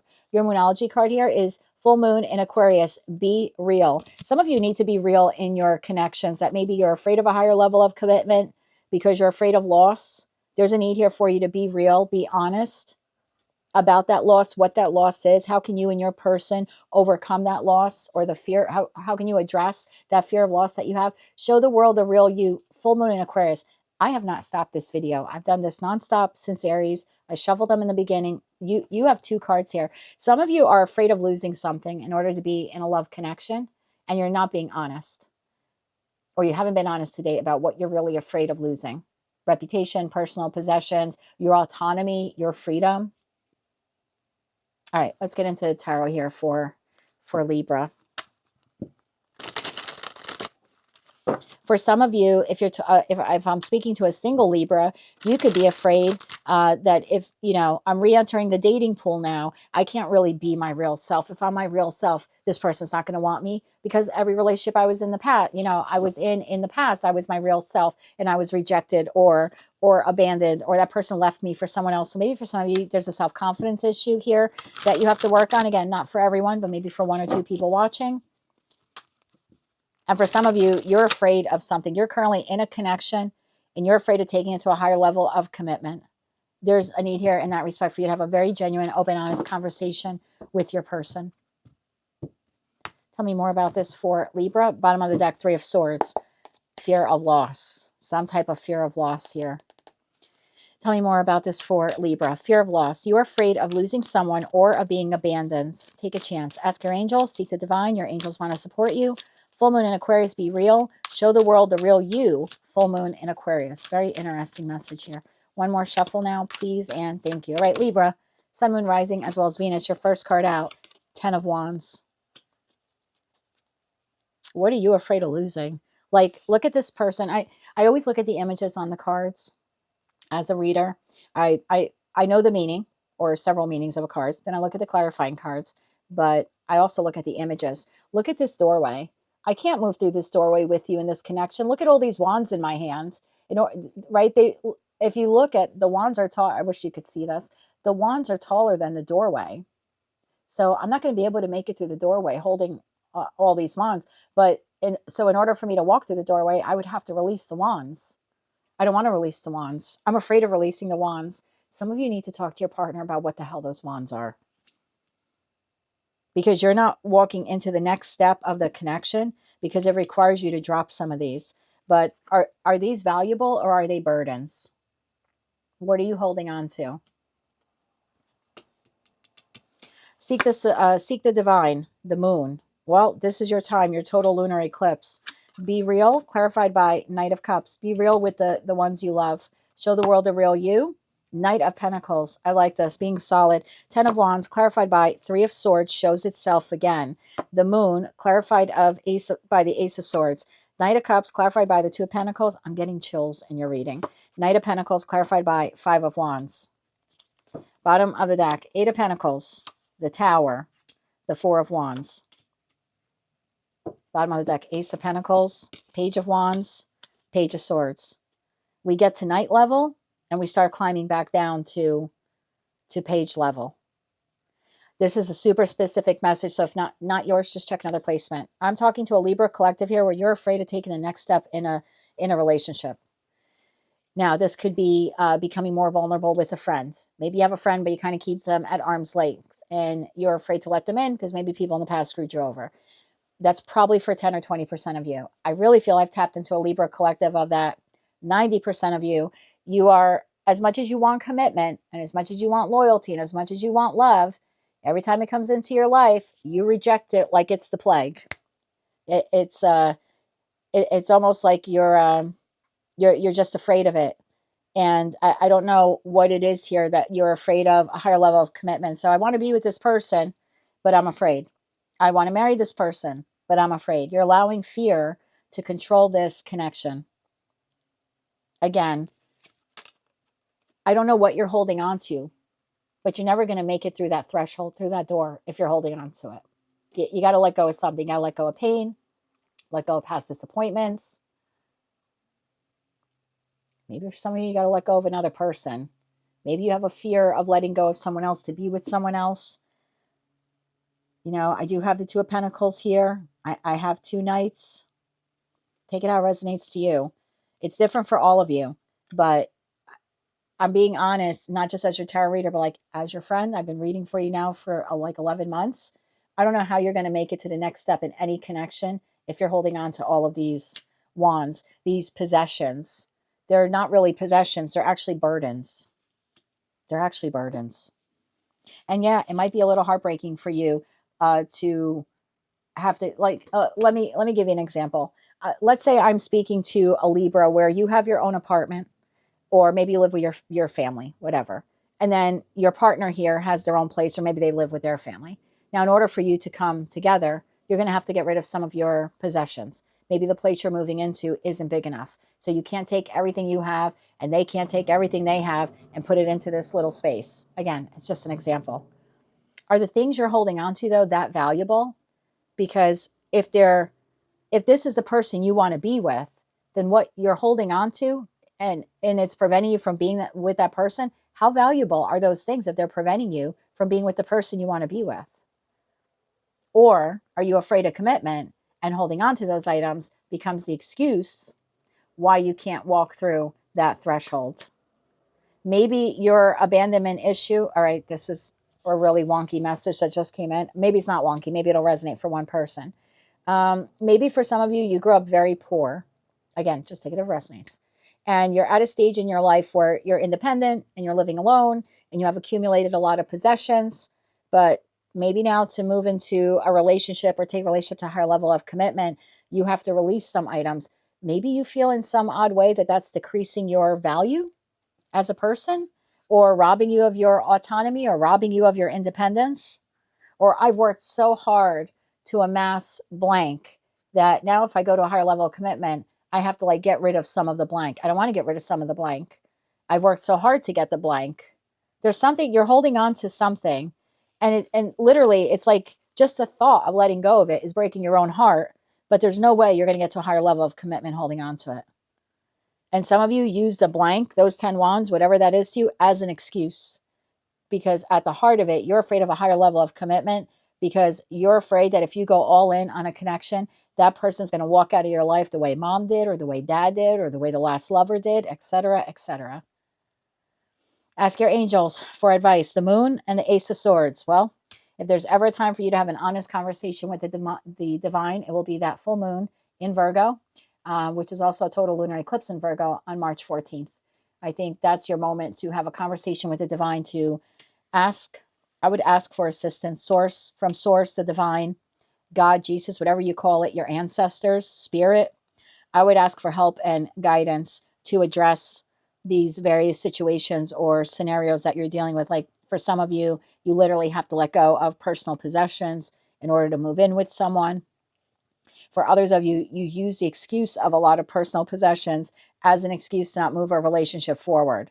But at the heart of it, you're really afraid to move the relationship forward because you're afraid this person's going to walk out of your life the way everyone else in your life did. And for some of you, that's a childhood wound because maybe you had a parent exit your life early. Full moon in Aquarius. Be real. Clarified by Knight of Cups and Two of Pentacles. When it comes to your love connections, Libra, and look, maybe not all of you are guilty of this, so don't get, please don't get offended if it's not your message. Just meant for another Libra placement. Some of you, when it comes to love, you're constantly balancing yourself out. Like you're not being the real you. I can't be too funny, or I can't be too silly, or I can't be too serious. Maybe you really like to play video games, but like, I can't let the person know I like to play too much video games. I'll let them know I like playing video games a little bit. You're not being the real you in a connection. There's something that you feel like you constantly have to like check in with yourself or monitor yourself. Again, there's this feeling here I'm getting, like if I show up as the real me, I'm going to be abandoned or rejected the way I was abandoned or rejected in the past. And so you show up the way you feel the person wants you to show up. Because if you show up who you truly show up as the person who you truly are, and you're vulnerable and you actually express, well, really the excuse is, it's not that I don't want to move in with you, and it's not that I have too many things. At the heart of the matter is I'm afraid that if I move in with you and take the relationship further, that you're going to walk out on me like my dad did. That's being the real you, again, if that's your story. But instead, you're like, well, I don't know, you only have a 1-car garage and I have 3 cars. So if I move in with you, I'd have to get rid of 2. So I'm better off not moving in with you. You're not really addressing the real problem. Again, you're trying to balance this out in a way where, well, look, I'm being reasonable, right? You only have 1-car garage. I've got 3 cars. I just can't move in with you. You're showing up. There's like a twofold message here. One, some of you are showing up the way you think the other person wants you to show up because you're carefully crafting this narrative of who you are and how you show up in relationships. And that's because you're afraid if you're the real you, you'll get rejected. And for some of you, there's a reason, a truthful reason why you won't take a relationship to a higher level of commitment. And that's because you're afraid of being abandoned. But you kind of play this cat and mouse game with the truth because you don't want to be vulnerable enough to say that to your person. So take the messages how they resonate to you. Show the world the real you. Knight of Pentacles and 5 of Wands. Any internal conflict you have about abandonment issues. The last time I opened myself up, the person cheated on me. They left me. This is really why I don't want to take the I don't want to take the relationship to a higher level of commitment. All of that conflict. I think if you address it, if you're honest, the Knight of Pentacles is honest. They're trustworthy. They move in a very stealth and methodical way. They're in it for the long run. There's something here about you showing the real you and showing up consistently, not just in a brief moment or brief conversation, but consistently moving forward, showing up as the real you and being vulnerable enough to say, this is all the internal conflict I have. This is why I've been acting this way in this relationship, or this is why I'm afraid of a higher level of commitment. Do I want to live with you? Yes. Do I want marriage? Yes. You got a notification there. So I think for some of you, if this is resonating, I would take that as a sign here. So that Knight of Pentacles to the 5 of Wands, all that internal conflict, internal baggage, things you've been holding on to, all the real reasons why you don't want to enter a love connection, or once you do, you hold yourself back, or you don't take it to the next level. There's a need here for you to expose yourself to your person. 8 of Pentacles, the Tower, and the 4 of Wands. Working on this, on being vulnerable. Yes, it's going to be a tower moment for you because you're not used to operating this way. But boy, does it usher in a beautiful relationship or take the one that you're currently in to the next level. And that's how you truly work on a relationship, is being vulnerable with your person, explaining to them what the real fear of loss is and where that stems from. And then the two of you putting in the pentacle energy together, which I believe your person will do. And obviously they should do if they love you, right? You both will work then at healing that wound. Your person then will know why you're resistant, and they'll be understanding. Instead, your person might be taking it like as an offense, like it's them, or, well, you say you love me, but the relationship's not going anywhere, or you gave me an engagement ring and now we're engaged, but when are we getting married? We've been engaged for 7 years. I had an aunt later. I love her dearly. It took her almost 20 years to get married to my uncle. I still called her, by aunt, but he proposed, but man, he had a slew of abandonment issues and other issues that he was not addressing. Now she hung in there because she really loved him, and eventually, yes, he did marry her. But had he just had that tower moment and been honest with her from the beginning, they would have been married a lot sooner. They probably would have had a lot less conflict in their relationship. And the happily ever after that they ended up having would have been ushered into their lives sooner had he just been vulnerable enough to discuss his abandonment issues and the fear of loss that he had. It really didn't have much to do about the wands or his stuff. It went deeper. It went to like childhood level. And maybe that's why for some of you, we have a lot of page here. Page of Swords, Page of Wands. I mean, for some of you, this is a childhood wound.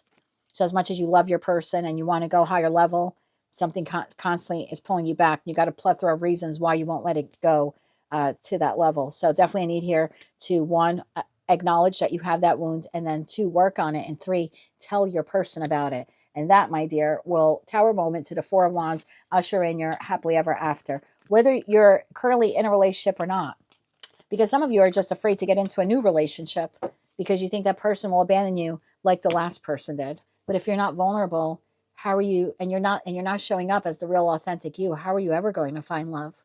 So definitely a need here for the Libra collective to eclipse out of their lives, holding themselves back, not really disclosing any abandoned wounds they may have to their partner, and not really discussing the true details of the fear of loss. that they may have about either entering a connection or taking a current connection to a higher level of commitment. It's a big homework assignment. Thankfully, with this total lunar eclipse, you have 6 months of energy to work all of this out. And if you're able to do that, I think that your current connection will live long and prosper. And if not, you'll definitely be ready to enter your next connection for those of you who are single. So that's what I have for you, Libra. If you like this message, it resonates with you, please be sure to click like, share, and subscribe. If it didn't, or maybe you just want to check out one of your other placements, please be sure to watch your sun, moon, rising, as well as your Venus. But if this is where we part for now, I wish you a lot of luck with addressing these fears with your counterpart or just within yourself, so then you can finally meet your counterpart. Until I read for you again, I'm wishing you light, love, and peace. Hello, Scorpio. Let's see what your total lunar eclipse reading is all about. Now, same trigger warning, and that I'm going to take that as a sign because maybe you will need a trigger warning here. Same trigger warning I've given to all signs. The intention of this reading is to help you eclipse maybe negative traits or some bad or toxic habits you have within yourself that could be delaying progress in a current connection, whether it's platonic or romantic, or maybe just even preventing you from finding the next friend or the next love partner. So just take these messages how they resonate and only if they resonate to you. Let's begin. Relationship block and challenge here. Expectations. When you expect too much, no one measures up. Ditch your list and want what's real. So maybe, again, could be a trigger warning. Don't get mad at me. For some of you, you have very high expectations when it comes to your connections, whether it's platonic or romantic. And it's like the moment you see a red flag, you're like, I'm out.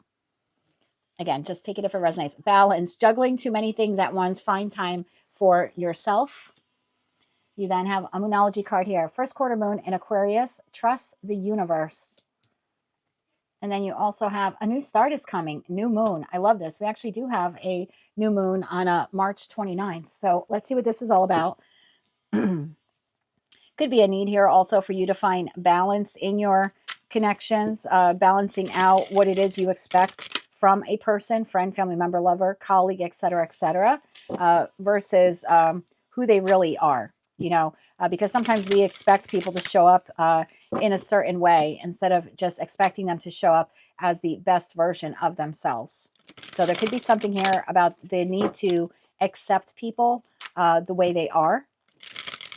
If you want to keep them in your life, you kind of have to accept the negative attributes that they have. Now, I'm not telling you to put up with abuse or narcissism or narcissistic traits or anything like that. But, expectations a lot of the times in our connections are the reason why we become very defensive. This person didn't respond the way I thought they should respond, or they didn't do blank by this date. And I expected them to do blank by this date. And now because they didn't, I'm, going to excommunicate them from my life. So I'm also getting a twofold message here. Some of you don't actually verbalize what you expect from the people in your life. You expect them to know it.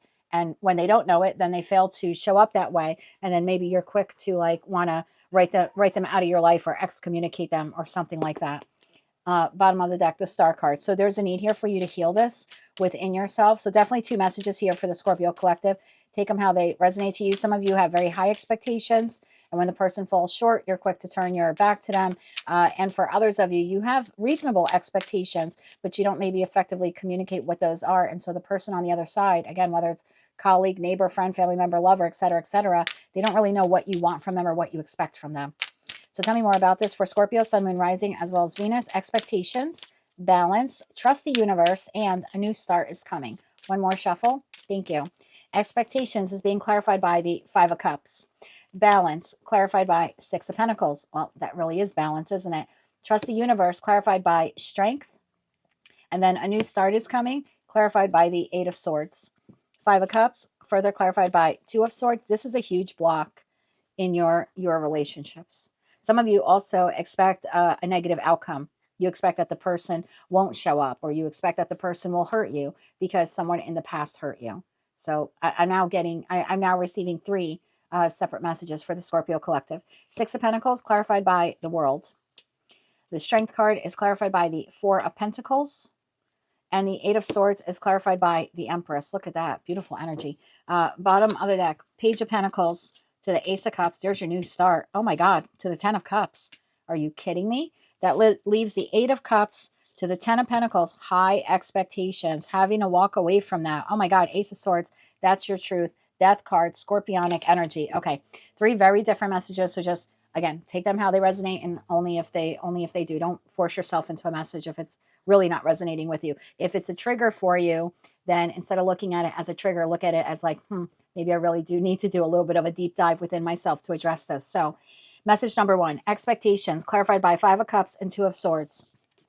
Some of you block love or block true progress, healthy progress in your connections because you expect your person to disappoint you and to leave you in a state of 5 of Cups like everyone else has, or maybe how they did in the past. So some of you are forgiving someone, keeping them in your life, but you're not really truly forgiving them. What you're really doing is just expecting them to F up again. So the moment they leave the cap off the toothpaste tube, you're, oh, there you go again. I knew you were going to do it, that kind of thing, like overreacting. So that's message number 1.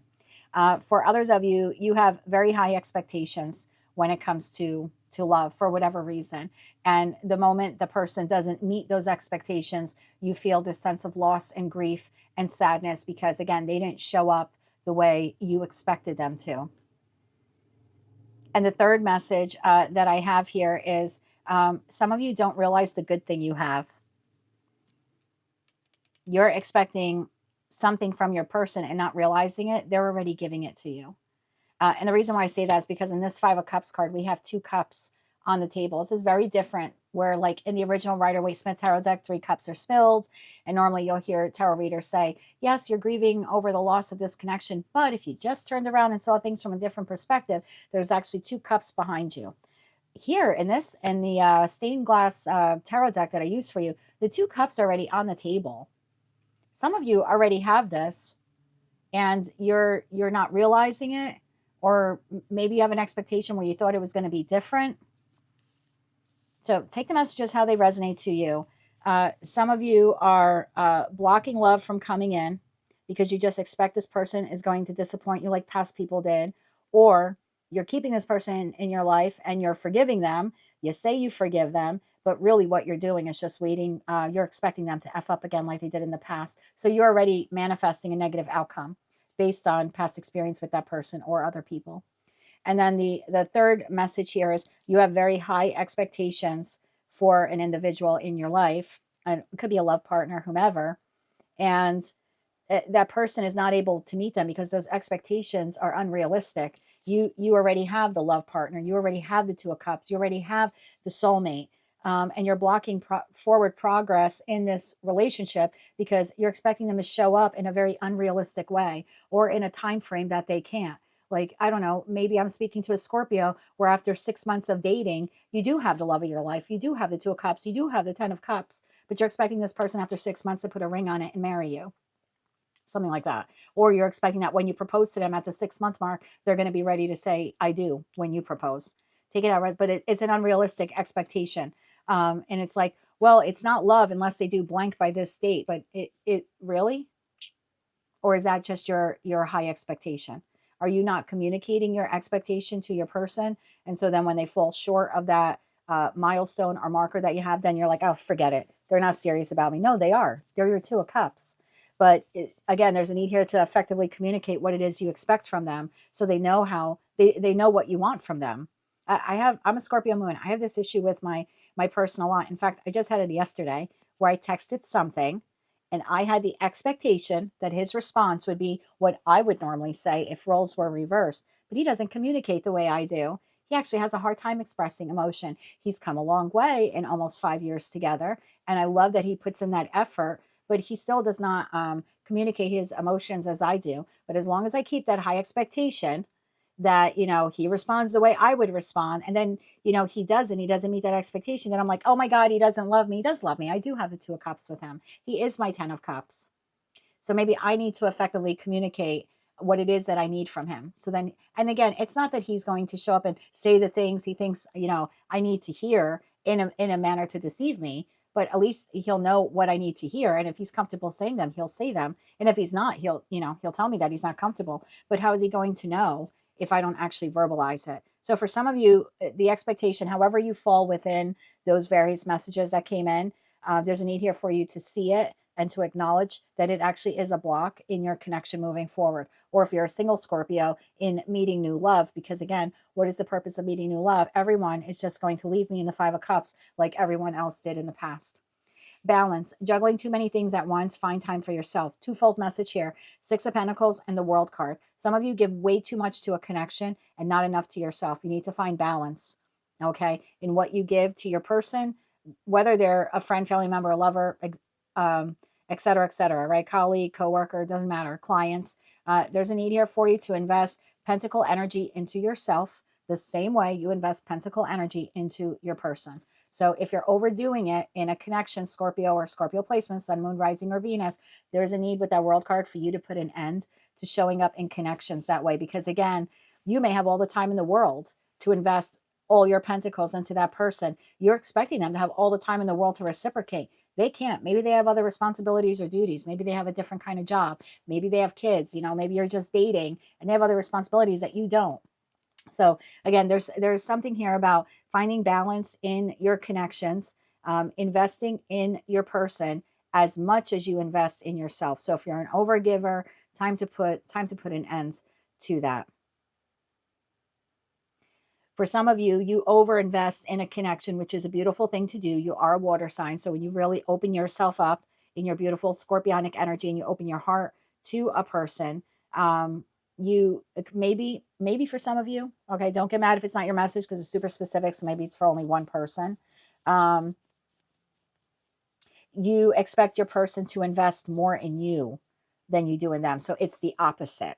Okay. So for some of you, you overinvest and you have the expectation that your person's going to overinvest and they just can't. They have other responsibilities. And then that second message is you need to learn to give equally to your partner and to yourself so you can strike a good balance so you never feel depleted. Because it might not be that this person is just sucking pentacle energy out of you. You're willingly giving it. And then you're not leaving any for yourself and you feel like, oh my God, I'm running on fumes. But is it the person's fault? Because naturally as humans, we're just going to keep accepting and receiving whatever the person is giving us. So in that respect, it's your responsibility to know when to pull back on your energy. So I'm going to invest 2 hours a day on this person, doing something nice for them or whatever. But then I need to, reserve 2 hours for myself, doing something nice for myself. And that strikes a good balance. So you'll never have the the resentment build up of like, well, I gave too much and they didn't give anything. That's kind of your fault. Please don't get mad at me. Don't throw any shade my way in the comments. That's your fault. And I say that as a Scorpio moon because I'm guilty of it too. So a couple of different messages here for us. One, we need to invest in our partners as much as we invest in ourselves because we don't do that. Two, some of us overgive to our partners and we never communicate to them that we expect the same from them. So then when they don't show up and reach that expectation, we're like, we're out. You don't really love me. It's no, they didn't know that you were expecting the same from them. They just didn't know. They didn't know what you expected from them. And some of you have unrealistic expectations. You're not taking into account your person has other responsibilities, maybe more responsibilities than you have. And for others of you, maybe for one or two, it's the other way around. You've been so wronged in the past by people that now when you get a new person, it's kind of like you want them to overinvest in you because everyone else in the past you gave more to. So it's like the next person's going to owe me. The next person does not have to repay sins of people from your past. That's not why they're in your life. Is to make up for what you didn't get from a past relationship. So take all those various messages, how they resonate to you, regardless of where you fall in, like which category you fall into or what message resonated. Time to put an end to it. Put an end to high expectations, an end to overgiving, an end to pouring too much into your partner and not pouring enough into yourself, and definitely an end to expecting your person to pour so much into you because it's like they've got to make up for what all the hurts of the past that you experienced before you even met them. Trust the universe. Strength to the Four of Pentacles. If you watch tarot, odds are you do trust the universe to some degree. Some of you don't trust it completely.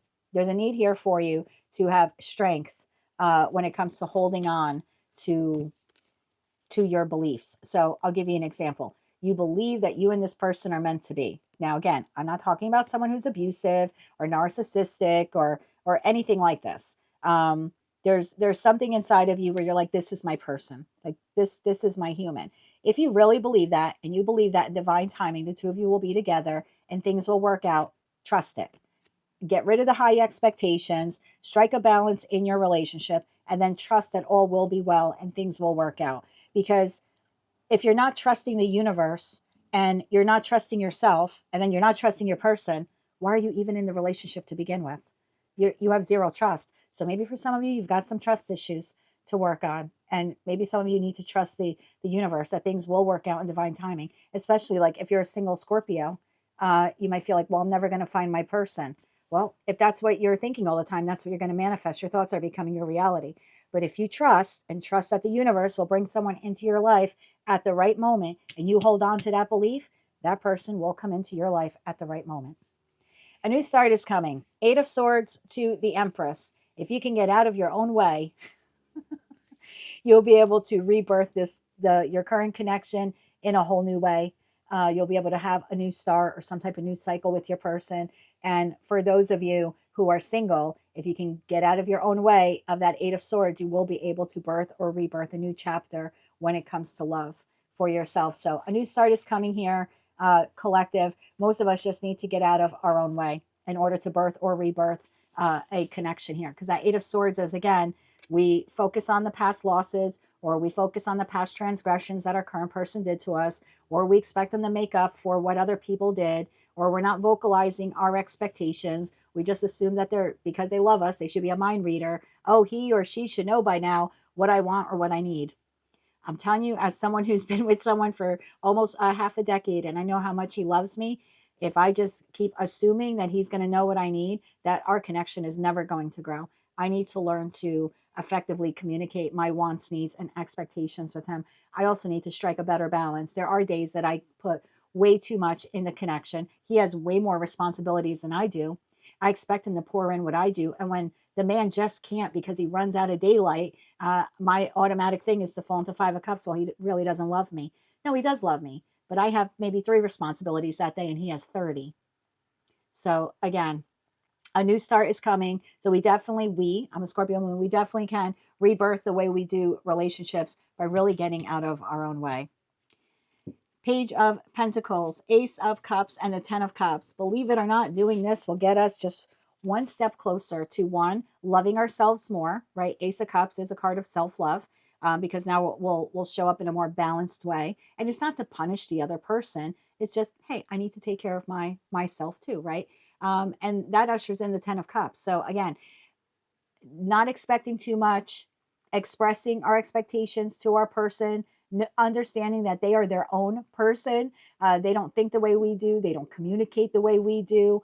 Actually does usher in the 10 of Cups. So yeah, there's a need here. Whatever messages here for you resonated with you, maybe one, maybe two, maybe all, you definitely have the opportunity to birth a new connection in your life or to rebirth your existing connection. Either way, a new start is coming in love, which will lead to the 10 of Cups here. But you need to strike a balance between self-love and the love for your partner, getting rid of these, whatever expectations you have, and then also learning to effectively communicate the realistic expectations that you have. 8 of Cups to the 10 of Pentacles. 10 of Pentacles, the over expectation, those crazy expectations. We've got to walk away from that. That's our truth. We need to see things clearly. And then Death card, yes. Oh my God. Death card to the 9 of Cups. That's what ushers in everything that we've ever wanted. Self-love and eradicating expectations, and also vocalizing the realistic expectations that we have for this relationship.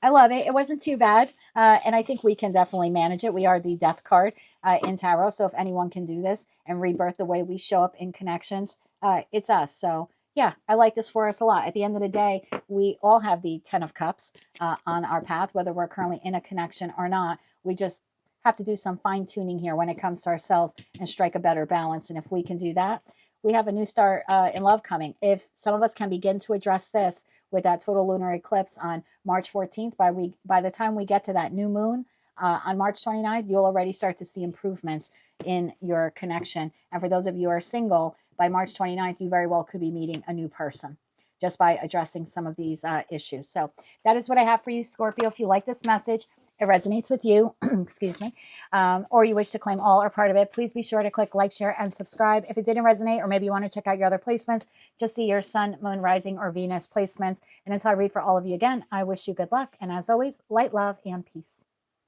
Hello, Sagittarius. Let's see what your total lunar eclipse reading is. Now, keep in mind, Sag, I'm going to give you the same trigger warning I've given all of the other signs. The purpose of this reading is for us to look at the toxic traits or patterns within ourselves that we need to address so we can show up better in all of our connections, platonic and romantic.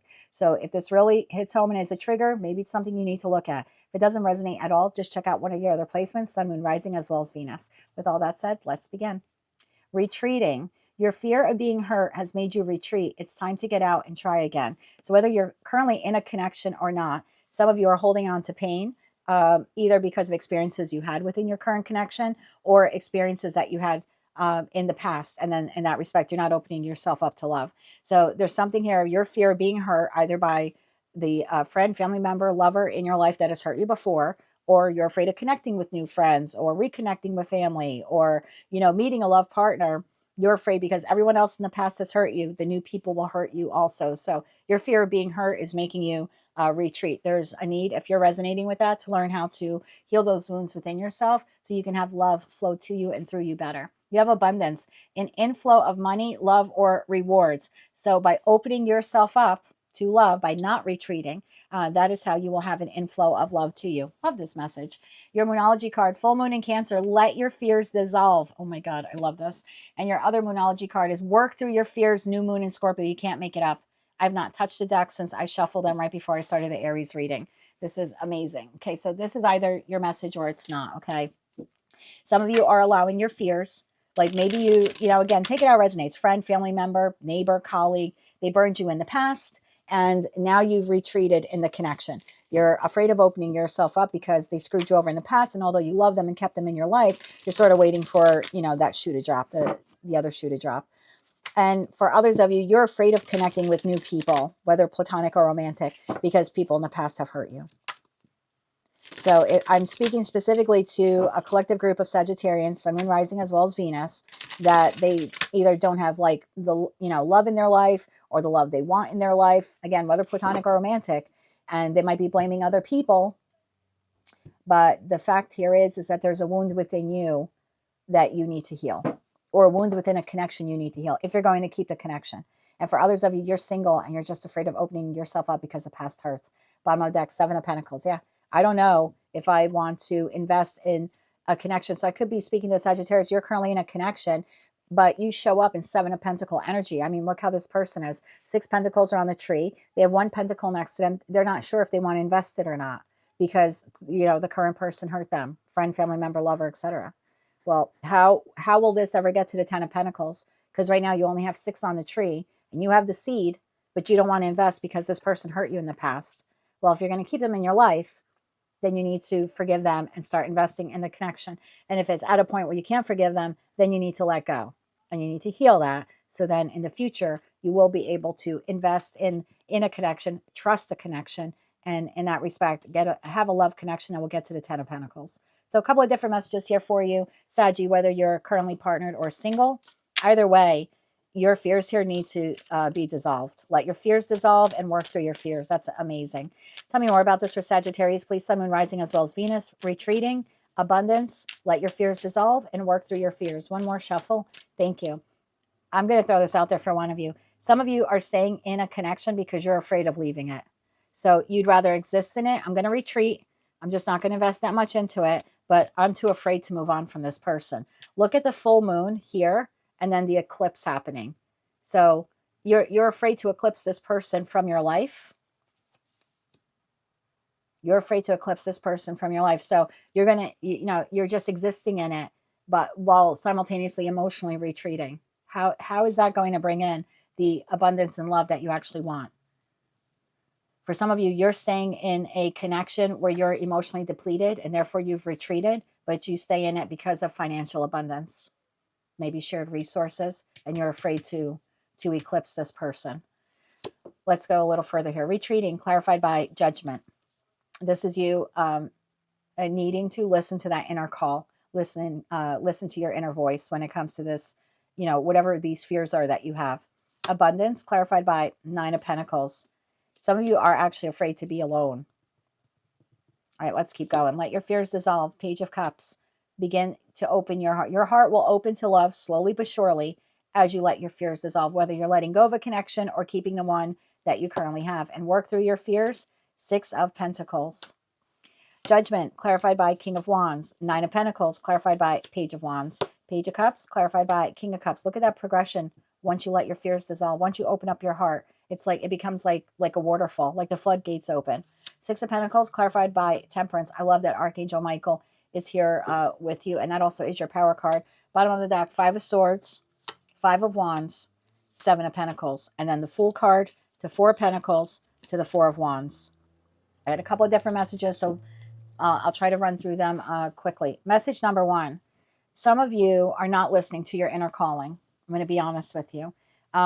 You're in a connection with a friend, family member, lover. Again, I don't know who this person is, different for all of you, but you are not taking the inspired action in this connection because this person has hurt you in the past. I don't know how they've hurt you. It's different for all of you. You've made the active choice to keep this person in your life, but you're taking no inspired action towards them. It's like the friend that you're going to text just a few times a week. You're not really making an effort to, hey, let's get together on Saturday and have lunch, or do you want to go see a movie on Wednesday night? You're putting no effort into the connection. You're keeping them. You made the judgment call to keep them for whatever reason. You like them, you love them, you have some shared things in common with them. Your reason for keeping the person is different for all of you, but even though you've kept them, you've retreated from the connection. You're not investing in the connection like you used to. In fact, you're kind of breadcrumbing them. Again, I'm going to keep them in my life, but I'm not going to show up the way I used to, because when I showed up as the 9 of Pentacles, they hurt me. So, now they're going to get, 6 of Pentacles. I'm investing less because of this past conflict, argument, things that they've done to me. Now I'm 7 of Pentacles. I don't know if I want to invest in the connection. I'm going to keep them in my life, but not going to show up like I used to. Got to heal that wound. If you're forgiving that person, then you need to work through your fear and really eclipse that wound within yourself. Heal that wound within this connection so you can begin to open up to it again.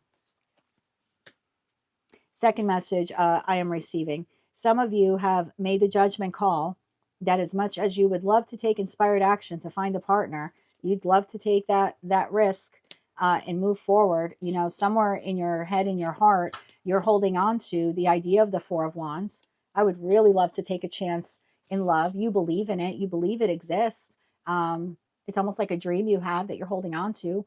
I'd love to have this new beginning, but I'm not going to, because someone in the past hurt me. There was too much conflict. There was betrayal, lies, deception. Maybe my past, I'm speaking like you, maybe my past person put me in competition. So as much as I want, I'm holding on to the dream of the 4 of Wands. When it comes to really being vulnerable and putting myself out there, I'm not doing it. I'm afraid that whatever new person I meet, friends or lover or whatever, they will betray me like a past person did. And in that respect, again, there's a need here for you to let your fears dissolve. Use the energy of this total lunar eclipse on March 14th to begin to eclipse. This eclipse energy will be with us for about 6 months. So this is something you can start now, and over that 6-month period, learn to dissolve these fears so you can open yourself up to love again. And then I have a third group of you where you've made the judgment call that you're keeping someone in your life because, and you're going to retreat. You're not showing up at 100% in this connection. You're just not. But you're only staying in it because you're afraid to be alone. Maybe you have shared resources with this person. I'm not saying you don't love them, but you're showing up as a Page of Cups. You have a lot of love for them. You've got King of Cup love, but you show up as Page of Cups. Your real desire is to move on from them. Page of Wands to 9 of Pentacles. Your desire, this is the Minor Arcana card to the Fool card. It's like, I'm holding on to this marriage, 4 of Wands, or this long-term connection because I have resources with this person. Every time I think about discovering ways on how I can become single, I retreat. And I'm like, nope, not going to do that. It sounds good when I first think about it, but then when I go through that rabbit hole of thought and I really think about leaving this person, I'm afraid to leave them. I don't think I'm going to find anyone else. They might lie to me. They might betray me. They might cheat on me. But you know what? Everyone does that. And no, everyone doesn't do that. So there's something like that. Like, well, I'm going to stay in this connection. And even though I have a lot of love for this person, I'll show up in Page energy. And if they show up in Page energy, I'll even accept that because page energy is better than no energy. So I'll take their breadcrumbs and I'll deal with the conflict, and I'll deal with them putting me in competition, and I'll deal with them not investing in me because I have some shared resources or abundance that I'm afraid to start over in my life, or I don't want to start over in my life, or I don't think I can make it on my own, or I don't think I'll find anyone else. This liar, cheater, breadcrumber, etc. is better than no one, or I won't find anyone better than that person. Really? Really? Is your self-worth that low that you don't think you can find better than someone who breadcrumbs you? Is your self-worth that low that you don't believe you can rebuild your wealth and your abundance on your own, or eventually find someone in the future where the two of you can rebuild your lives together? So take the messages how they resonate to you, Sag. They're, different for all of you. But I definitely have three distinct groups of you here. Retreating in a current connection. I'm deciding to keep it, but I'm going to give very little to it. This person has hurt me in the past, and even though I'm keeping them, I'm not fully forgiving them. I have a lot of love for them, but I'm going to show up in page energy because I'm afraid that if I trust them again or I love them again like I used to, they're only going to hurt me. So I'm going to give very little to the connection. And then, like I said, for others of you, you're single and you're afraid to put yourselves out there because someone in the past, or maybe a string of lovers, hurt you. There was lying, cheating, betrayal, competition, etc., etc. And as much as you hold on to the dream of Four of Wands, happily ever after, you're afraid to actually be vulnerable and put yourself out there. Every time you get close, you retreat. And in that respect, you'll need to heal that wound or wounds. I don't know how many you have, how many failed connections you've had, but there's a need here for you to work through those fears and let your fears dissolve so you can re-enter the dating pool. And then, yeah, some of you have someone in your life that isn't that good for you. You have a lot of love for them. You show up in minimal capacity. You've retreated. They show up in minimal capacity. They've retreated. There's breadcrumbing here. There's fighting. There's lies. There's betrayal. There's infidelity. This person's not investing in you. And you want to move on from them.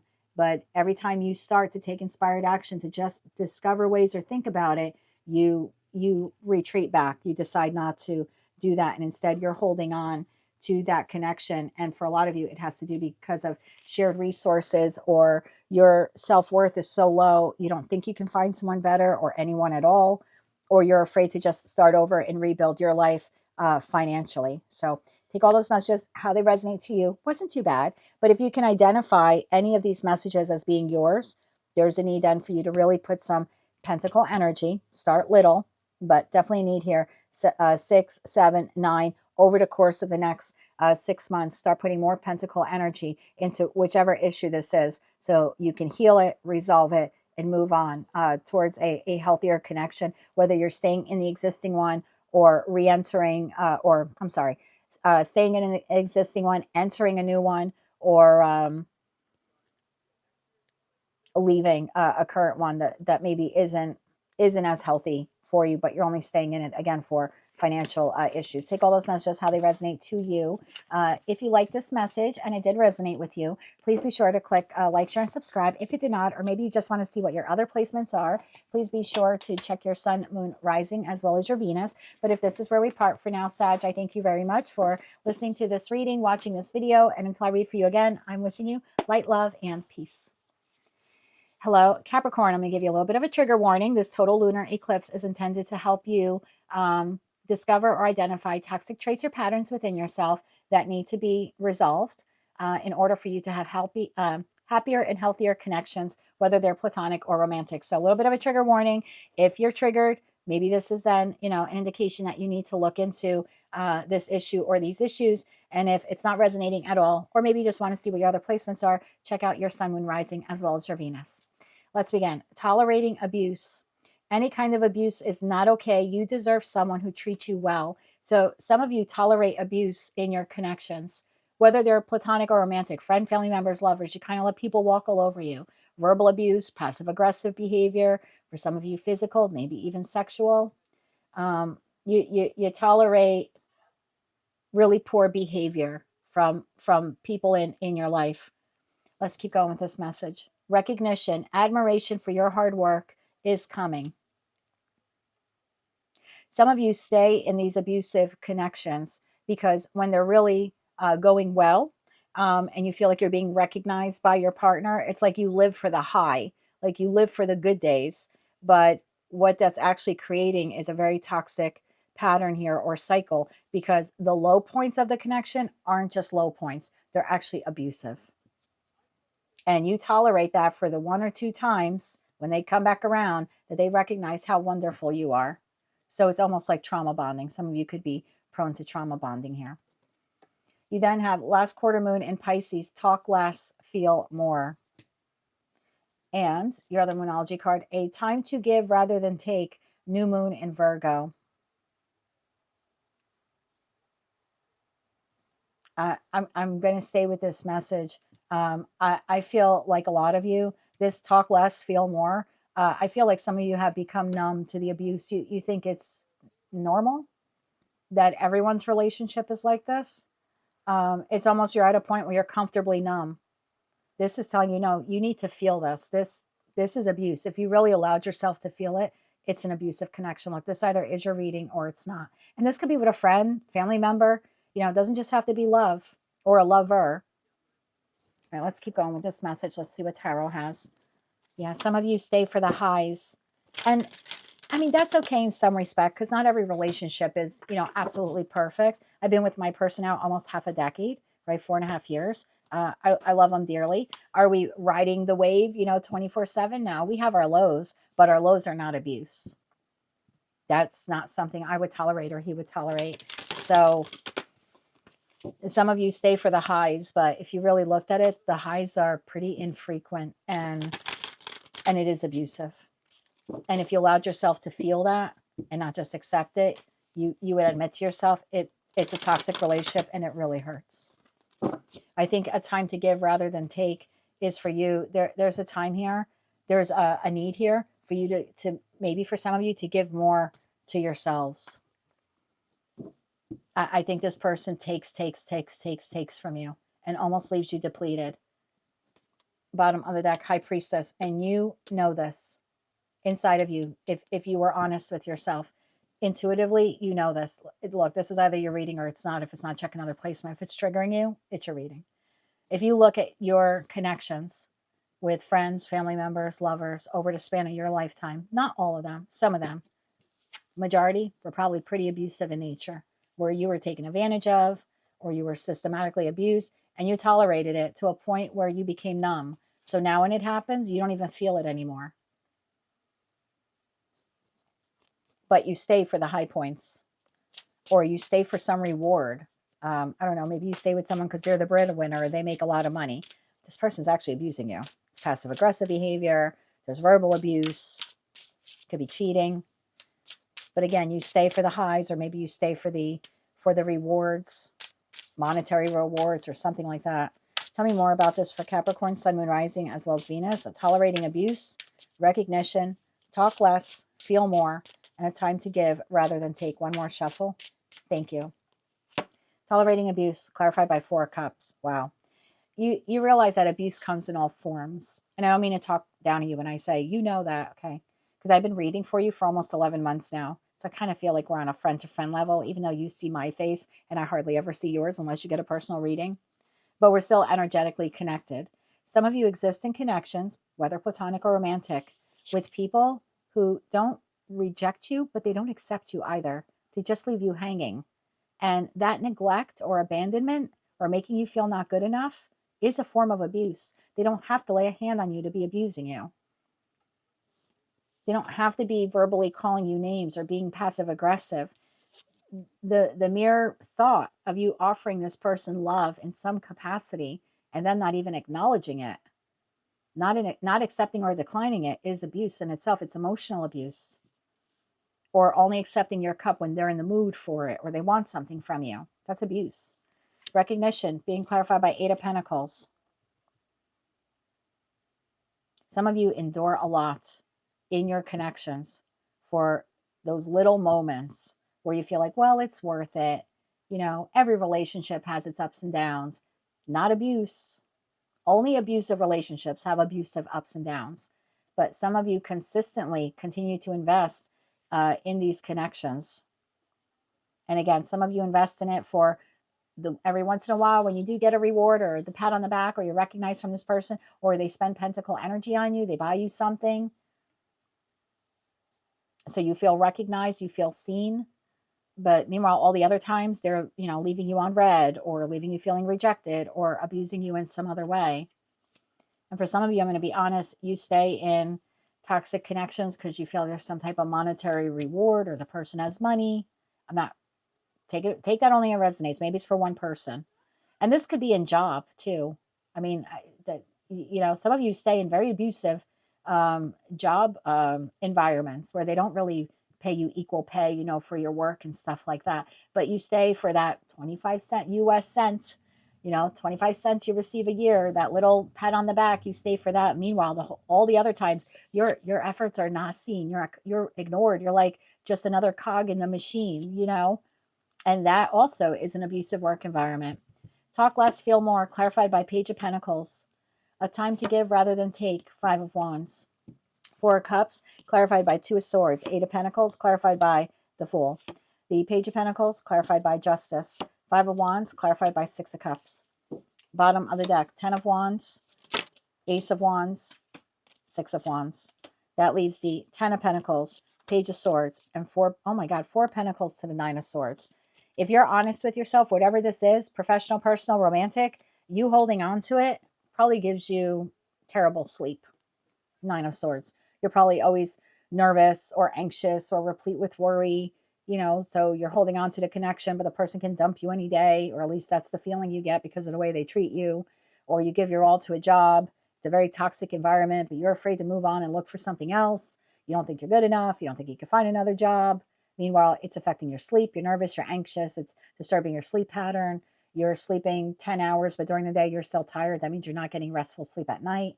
So whatever connection this is for you, professional, personal, romantic, it for most of you, it's affecting your sleep, but you're still holding on to it.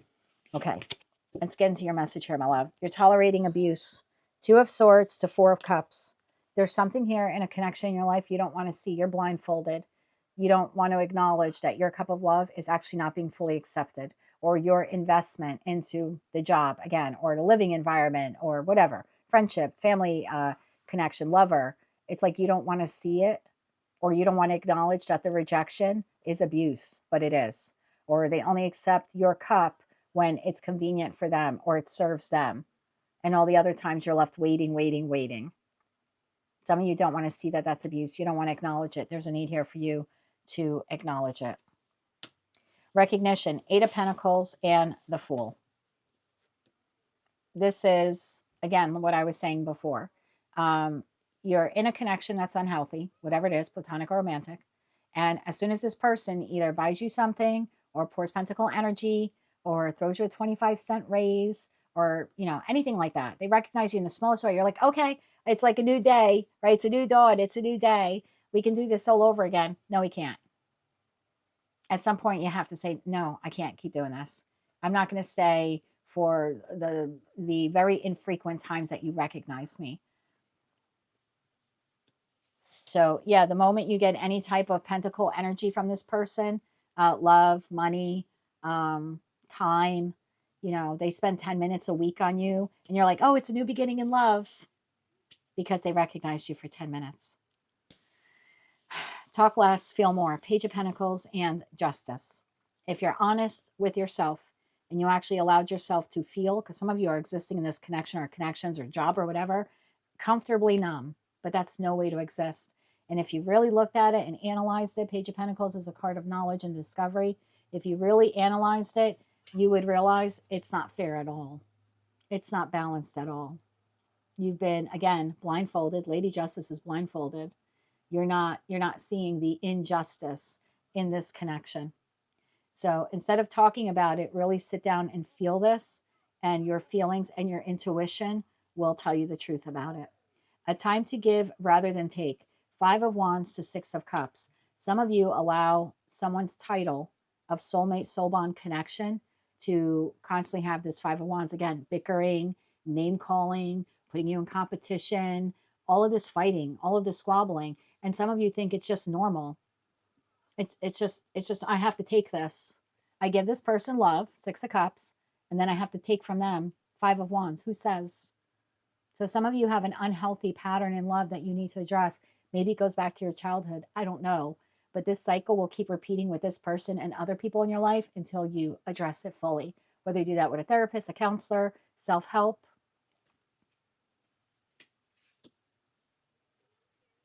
10 of Wands, Ace of Wands, and 6 of Wands. Once you realize that you've been holding on to a connection that's burdensome and you decide to release it, look what comes in for you. Ace of Wands, a new beginning. That's finding a new job that will treat you better. That is finding friends that will value you, that will invest in you. That's your victory. Leaving a partner that is abusive will usher in a new beginning in love that's passionate and exciting, and you will really feel victorious in. This person won't leave you feeling in the 5 of Wands. They're going to make you feel every day like you're in the 6 of Wands. So there's something like that here that, and again, I'm going to go back for one person watching. You're staying in a long-term connection because this person has money or they spend money on you, or maybe you have shared resources. So you don't even want to address the issue because you don't want this person to, I don't know, kick you out. Or, this could be parents for all I know. Maybe some of you live with your parents and you tolerate the verbal abuse because, that's your family unit. 10 of Pentacles could be family unit. For others of you, maybe you live with someone and they're the breadwinner and you tolerate the abuse because, you don't think you can make that money or you don't think you can support yourself. And that's, in that respect, is a self-worth, self-esteem issue that you have to work on, or you should work on. Otherwise, you'll be constantly trapped in this cycle.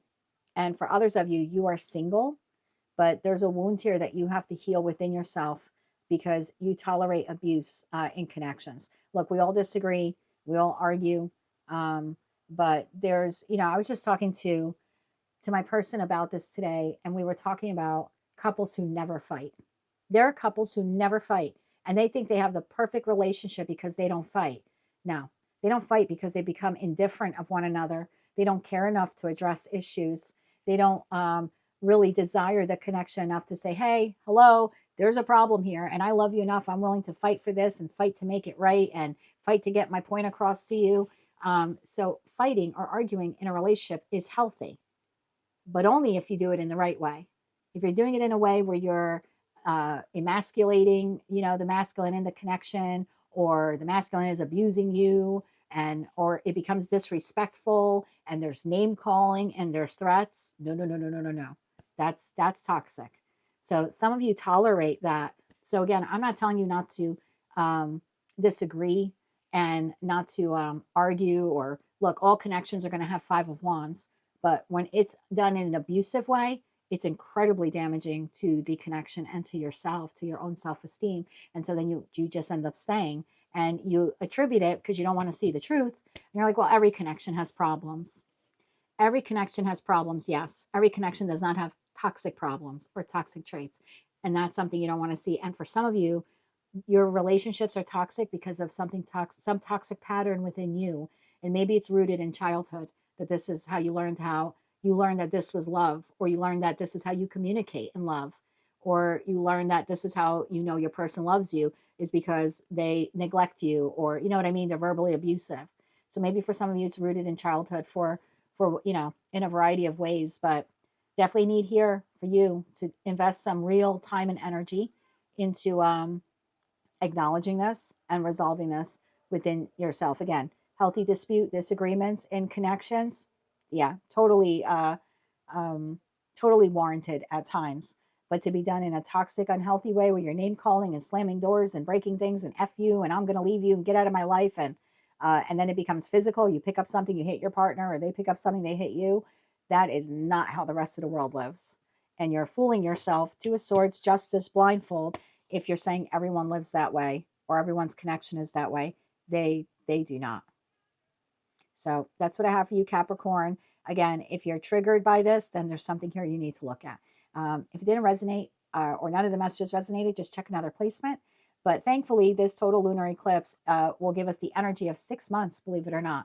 So you can begin working on this on or around March 14th and continue through. And if you do that, 6 months from now, you will be a better, stronger Capricorn 2.0. So either your current connection will be healthier, or you will be healthier to enter a new connection, or you'll be healthier to leave this abusive connection and then in time heal and find one that really is your Six of Wands as opposed to Five of Wands and Four of Cups. That is what I have for you, my dear. If you like this message, please be sure to click like, share, and subscribe. If it did not resonate at all, or maybe you just want to check out one of your other placements, you're welcome to do that. Sun, Moon, Rising, as well as Venus. But if this is where we part for now, my friend, I wish you a lot of luck with this situation. Thank you for taking time to watch this video. And until I read for you again, I am sending you light, love, and peace. Hello, Aquarius. I'm going to give you the same warning, trigger warning. I've given all the signs before you. The purpose of this total lunar eclipse reading is to help you identify maybe toxic patterns or traits within yourself that you need to eclipse or eradicate from your life so that you can have healthier and stronger connections in your life, whether they are platonic or romantic. So if this reading is a trigger for you in any way, then that's clearly an indication that this is something you need to look into within yourself.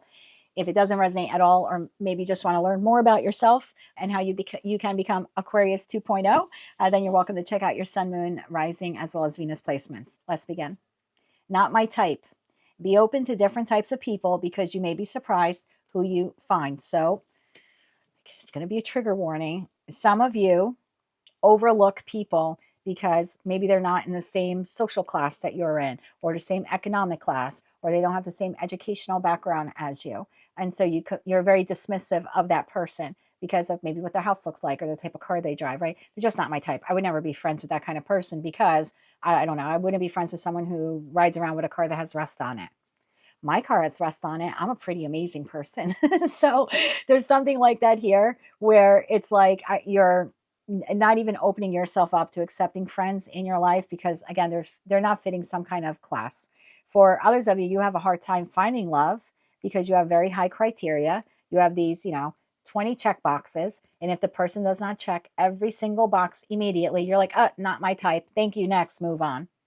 But being closed-minded, please don't get mad at me. In being closed-minded, you're not allowing yourself to open up and experience different kinds of people and different kinds of classes and different kinds of cultures.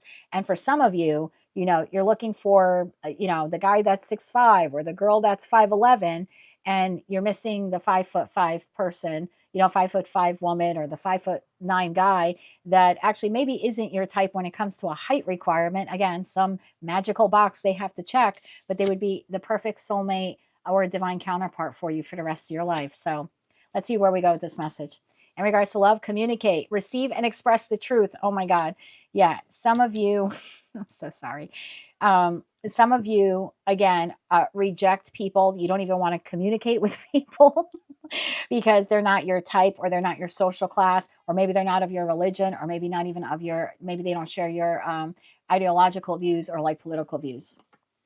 New moon in Taurus, know your worth. I like this.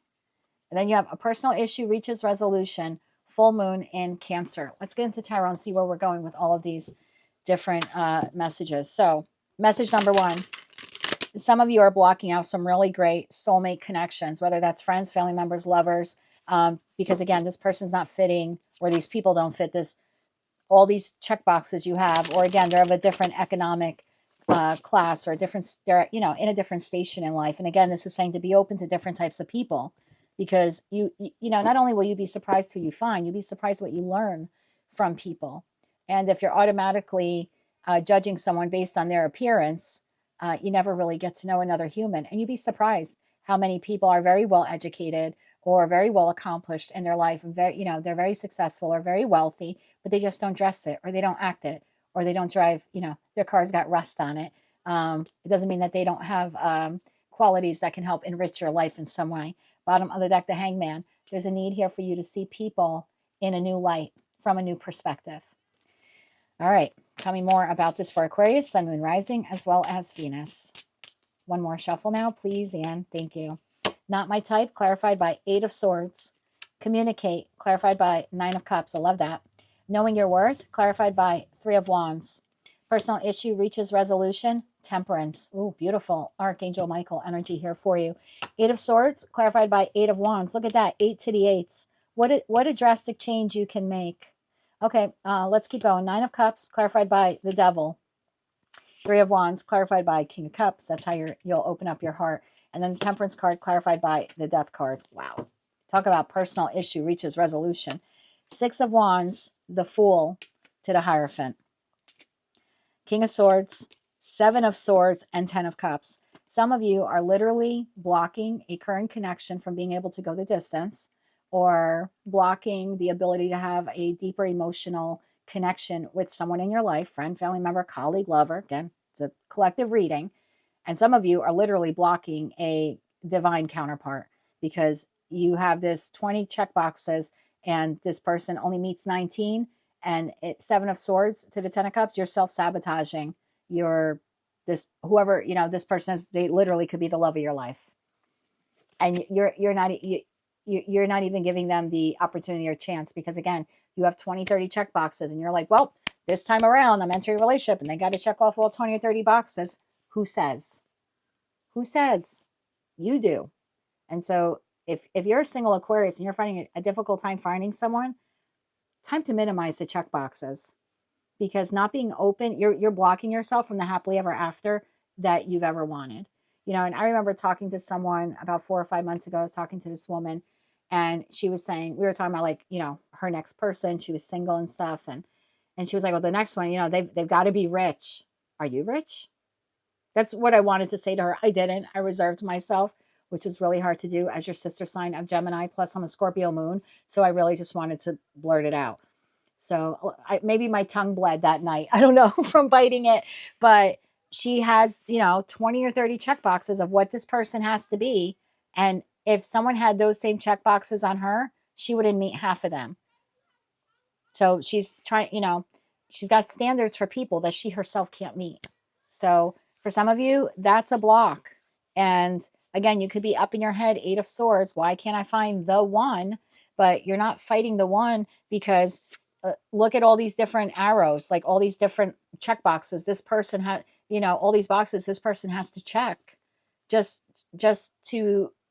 for you to allow them a little bit of space in your life to see if you actually like them. So there, again, only take the message if it resonates. Some of you are over, if you're single, you are bypassing various soulmates. Many of them can go the distance with you and really be your happily ever after. But you're so caught up in your head about what they have to be like, that if, one little thing is off, you're like, that's not my type. And if you're not finding someone, you're your own block. You're your own challenge. For others of you, you have people in your life that you communicate with on a regular basis, but you don't really open up your heart to them. You communicate with them. You spend more time thinking about the negative attributes they have than the positive ones, because again, they don't have the same political view you have, or there are ideological differences, or they're not of your station or your class or your economic status. So you keep communication light, and the thoughts you have about them are negative. So you're not really fully opening your heart to this person or these people.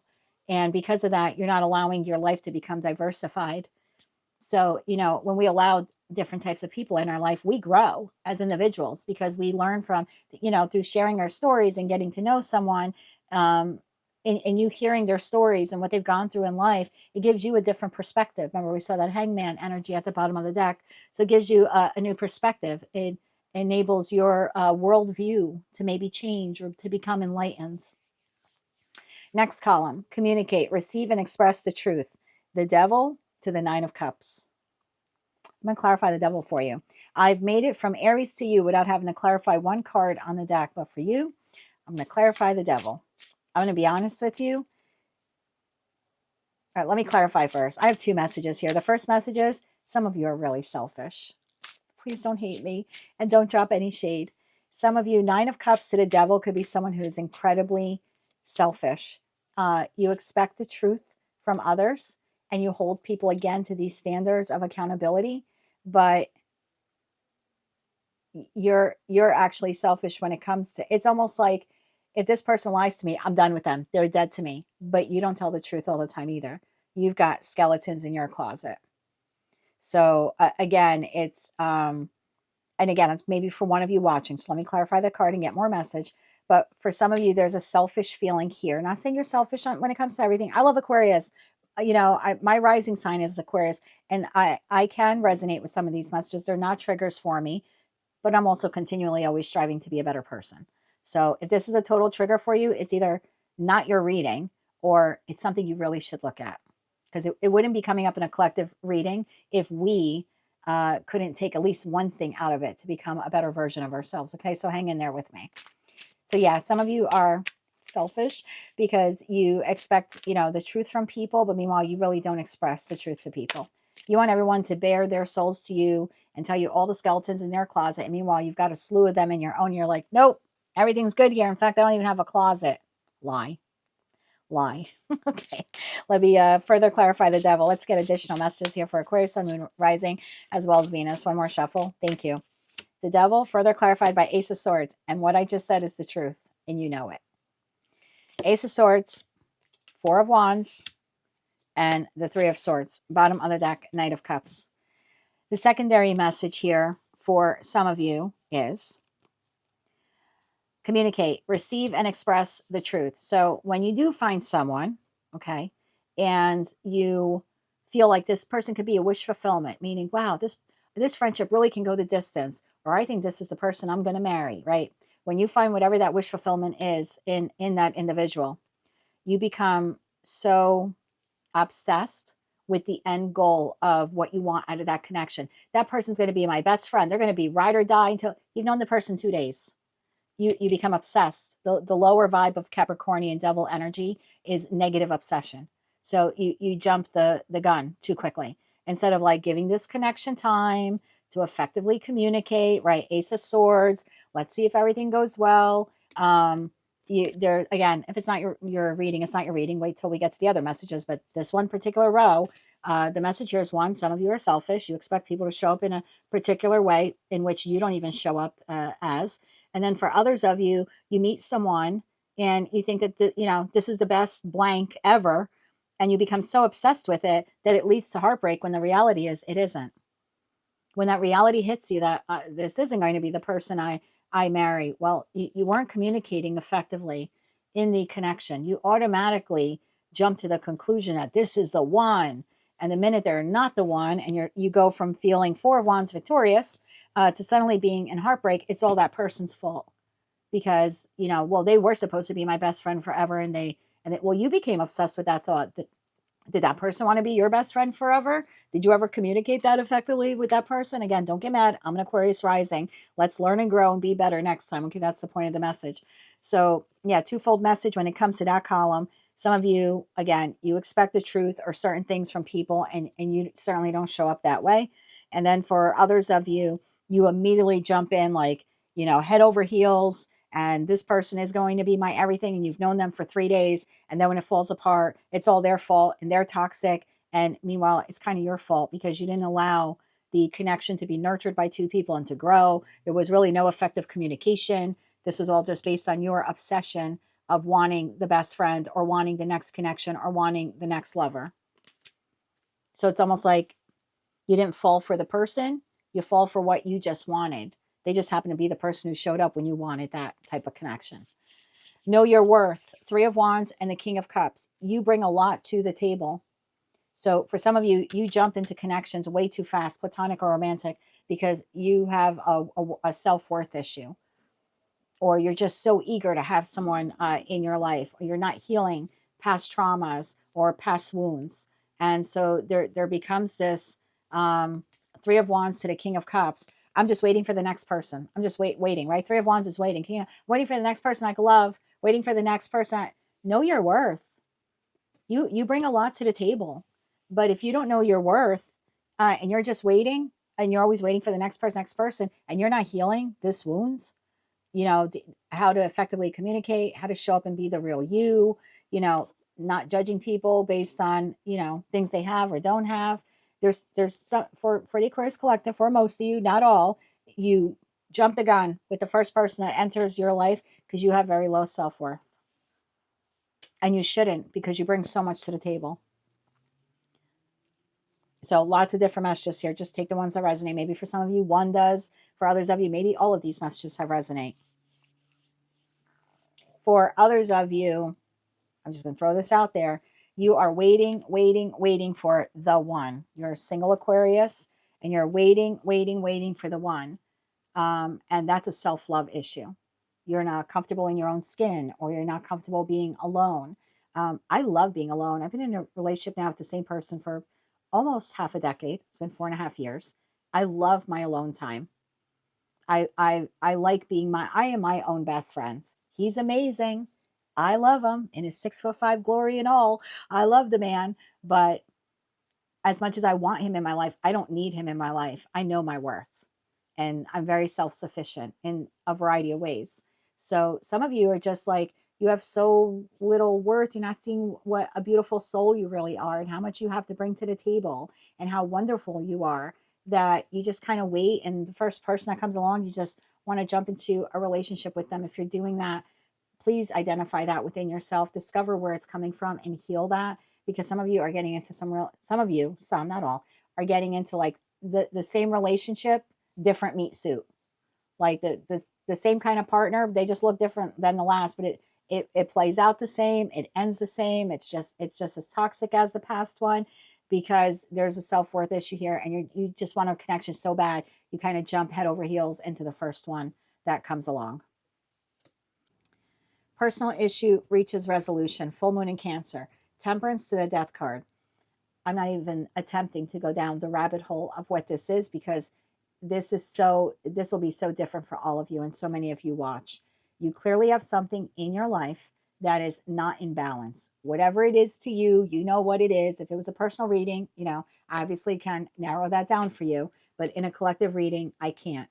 I just want you to know that the message here is for you, that if you have a personal issue in your life that has not been in balance, whether that's in your professional, personal, or romantic life, that personal issue, there is a conclusion here, a resolution within reach, and it will radically transform whatever has been in balance to you, whether it's been financial or in your career or love or with a family member. That personal issue is reaching resolution, and there will be a death, meaning an ending, and a new beginning, some kind of rebirth here for you. So I could be speaking to Aquarius who recently lost their job. Their finances are not in balance. If you're putting in the effort to find another job, you will, in that respect, that ending of that last job will usher in a new beginning with a new job. And in that respect, that personal issue will reach resolution for you soon. So again, you know what that is. That's like a super specific message.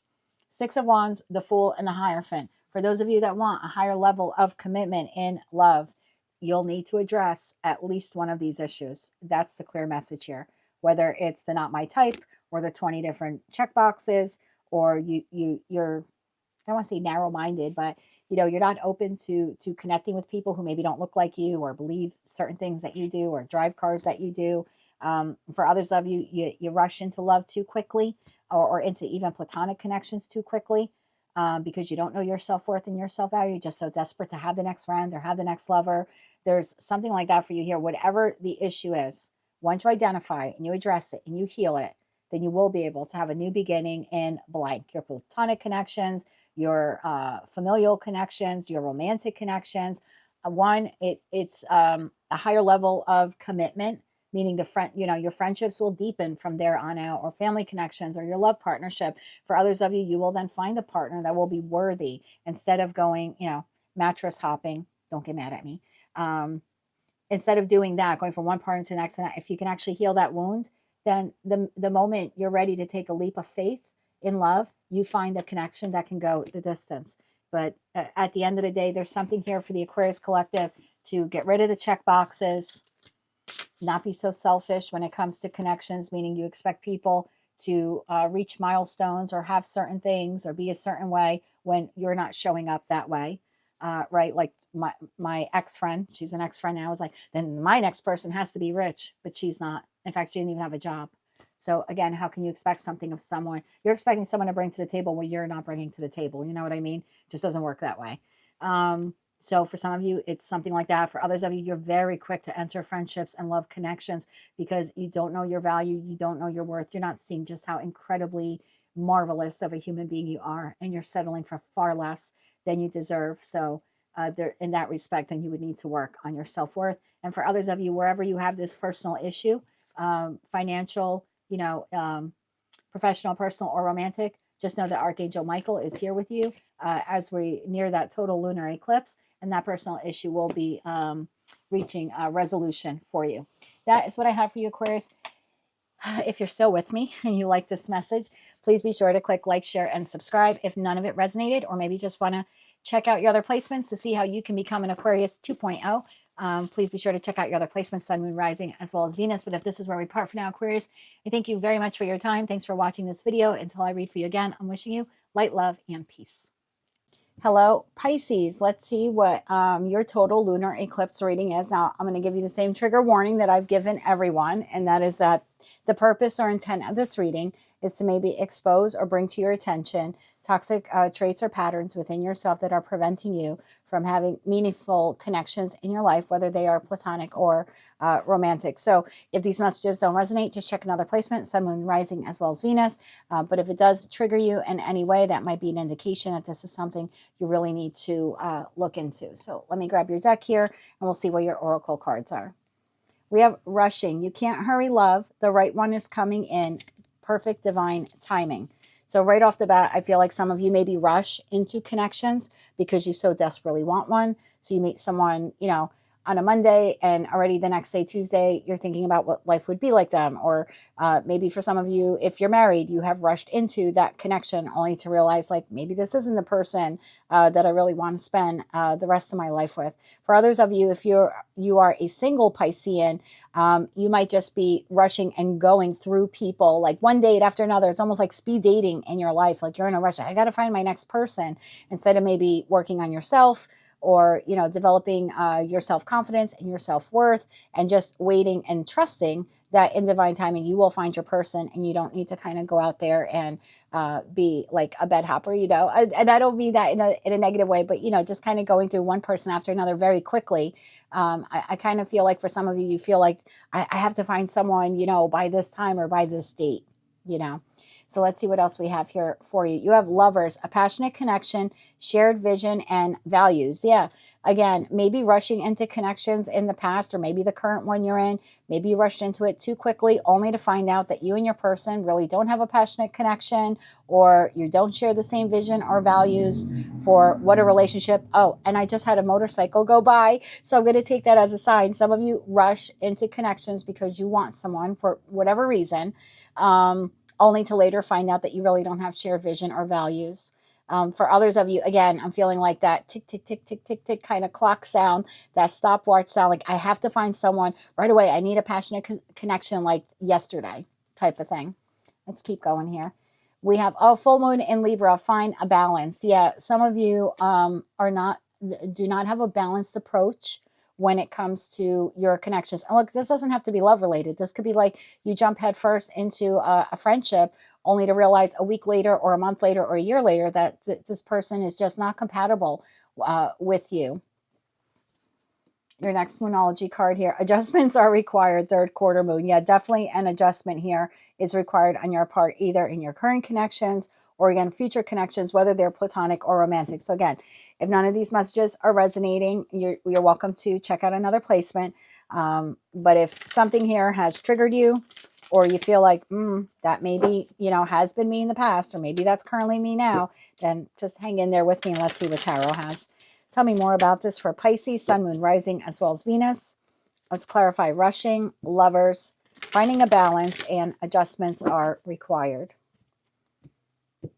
Yeah, and also, you know, when I do any tarot reading, whether it's collective or personal, yes, I am receiving intuitive hits. I'm looking at what the cards actually mean, how they're clarified, but I also look at the imagery. And it's like sometimes you rush head, like, you know, it's like head first, right? It's like diving into the pool and then only to realize it's not filled all the way with water.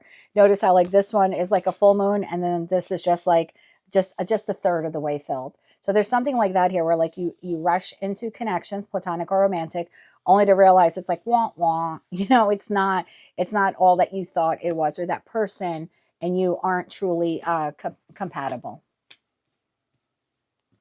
So tell me more about this now. Bottom of the deck, we have 8 of Cups. So there's a need here for you to walk away from that, you know, rushing into connections. So if you have had a string of connections, What just fell out? Platonic or romantic?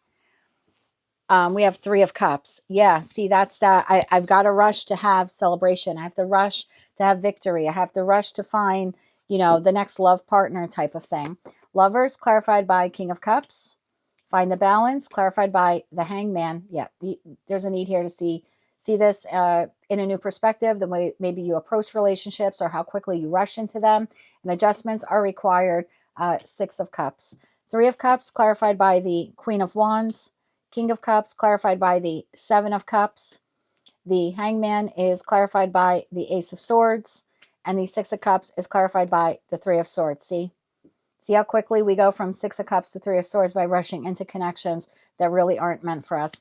Bottom of the deck, you have Three of Pentacles, the Death card, and the Nine of Cups. So changing the way you've been investing in connections or the type of connections you invest in, rebirthing, taking a new approach, actually brings you everything you wanted in the Nine of Cups energy. So if you want a higher level of commitment or a deeper connection, whether it's platonic or romantic, but the karmic balance that you seek will only come in when you actually, Six of Swords, walk away from the way you have been rushing into connections. Okay, I hope I got that out.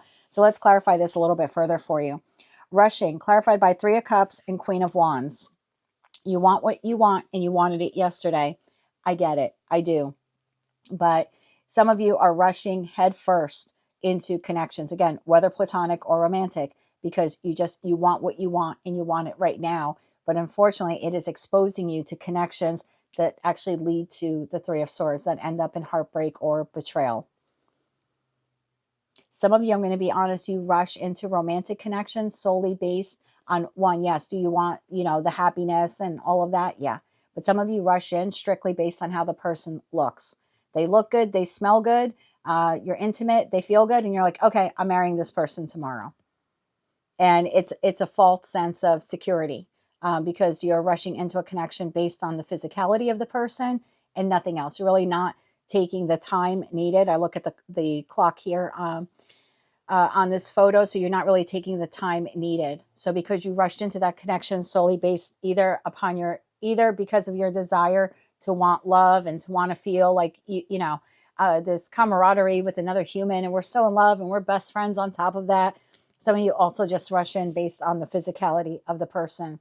And in that respect, either way, the relationship ends up in some type of Three of Swords for you. So there's a need here, if you're resonating with this message, to slow down in your future connections. And this could be platonic too, where, oh, that person looks like they would be a great friend. So I meet them on a Monday and Tuesday, they're my bestie, and I'm posting them all over social media. And yeah, we, hung out and we had lunch, and they're the great. And you rushed a connection, and now you have really no shared values with this person. And before you know it, they're now an ex-friend. And it all happens like in the blink of an eye type of thing. Lovers, a passionate connection, shared vision and values. What you really want is the King of Cups, right? You want someone who's emotionally balanced. You're on the same emotional page with this person. They offer the King and Queen of Cups. They offer unconditional love. So some of you want that connection again so deeply with another human, and I get it, but you rush in without realizing that there are other options and choices out there. But it's this need of, again, I need the best friend, or I need that love partner. For others of you, you're not really seeing this person for who and what they are. You're writing in with rose-colored glasses, again, because you either so desperately want a connection with another human, or you're just judging them based on their physical looks. Find a balance. That's clarified by the Hangman and the Ace of Swords. And if you're honest with yourself, part of what I'm saying has resonated with you, and you know it's the truth. So there's a need here for you to see things from another perspective. Instead of rushing into a connection, platonic or romantic, have those honest conversations, right? Ace of Swords. So you're entering the connection and maintaining the connection with great clarity, as opposed to confusion or illusion here with the Seven of Cups card. For others of you, I'm going to be honest, you're in a connection right now that you rushed into. You're really not happy with. You do not have the shared vision or values with this person. And And yet for whatever reason you're staying. Maybe you don't want to be alone. Maybe you find this person physically attractive. Maybe you don't feel that you are worthy or deserving of love. So you're staying in this connection where this person, instead of being the King of Cups, they show up as the Seven of Cups. You know, it's all smoke and mirrors, and they just kind of go with the motion and chop wood. And you're not seeing the connection for what it really is. The connection really is completely imbalanced. And in that respect, if you saw it from a different perspective, you would actually see the truth of it, that you're staying in this connection for all the wrong reasons. Adjustments are required. That was clarified by the Six of Cups and the Three of Swords. Is this person, or are these people, soulmate, soul bond connections to some degree? They are. Are they intended to last the rest of your life? No. And if you took more time and didn't rush in and actually got to know the person and communicated with them often, you know, oftentimes we end up in connections, which maybe at the start that it's passionate and it's loving and it's fun and you're going out on dates, you know, and all of that stuff. And Seven of Cups could also be like overwhelming emotions, right? So you go in feeling great and this feels great from the beginning, and then because you're not maintaining honest conversations throughout the connection, you just think because we got along for the first 3 months or first 3 years and then we got married, I don't have to put any more effort in. I don't have to, but you do. You do. We all do in our connections. There constantly needs to be a check-in with our partner and see things from their perspective, to have open and honest communication, to make sure we're on the same page, that our vision and values are still the same. You ever like talk to someone who has had a divorce? I'm one of them. And they say, well, my person and I, we just grew apart over the years. Did you really? Maybe, just maybe, you really were apart from the beginning, but you didn't want to see it, rose-colored glasses, because you had other reasons for rushing into the connection. Or maybe at one time you were on the same page, but because you kind of gave up, it's like, well, I got them now, so I don't have to put in any effort. Or, and you failed to see that they were growing in a different direction, or you were, and there was no communication to try to bridge the gap. And instead, it just got wider and wider. And suddenly that soulmate connection you thought would last the rest of your life ends up in heartbreak. So maybe for some of you, one of these messages resonates. Maybe for some of you, you know, it's a couple, you know, several of them here. But either way, there's a need here before you get into the next connection, platonic or romantic, for you to find out why you're rushing into a connection. What are the real reasons that you want someone in your life? And are you just rushing to find the next person, really not healing the wounds from the past or the wounds within you? Maybe for some of you, it goes back to childhood. And that's why maybe you're so, the minute someone shows you affection, you fall head over heels. So there could be something like that, something going back to your parents, and you're looking for love, you know, in all the wrong places type of thing. So in that respect, there would be a need here, if any of these messages resonate with you, to put in real serious pentacle energy, time, love, money, etc., into yourself, to rebirth yourself, the way you show up in connections, why you want a connection, taking your time, going slow, that type of thing. That's what actually brings you the Nine of Cups, the best friend that will last a lifetime, the lover that will last a lifetime, etc., etc. So pretty quick reading there for you. Not much more to get into. Definitely a need here for you to strike a balance in your connections. Adjustments are definitely required, because if you have had a connection end, or maybe the current one you're in is coming to a close, and we've seen that in some of your readings, you will repeat that same cycle with the next person until you learn what is making you rush into a connection, and then how to effectively communicate at the start of the connection and then throughout the connection, to make sure you and your person are always on the same page. Yeah, otherwise it's kind of like you'll be doomed to repeat that same cycle over and over again. So definitely adjustments here are required for the Piscean collective. Time to learn what we did wrong, why were we in that relationship. And I just say we because I'm like speaking like you. I have very little Pisces in my chart, but why did we enter that connection? Why did we rush into it? And if you're single now, why do I need someone? I mean, do we all, want someone in our life? Yes. But if you need someone in your life, that should be the first red flag to you that there's something within you that needs to be healed. Because if you're not enjoying your own company and getting to know yourself and loving yourself, how will you know when you meet the right person if they are the right person. How you are you just assuming that? You know what I mean? If you don't know yourself well enough to know what you deserve in love, what you really should be looking for, you might just fall for the next Queen or King of Wands that shows up.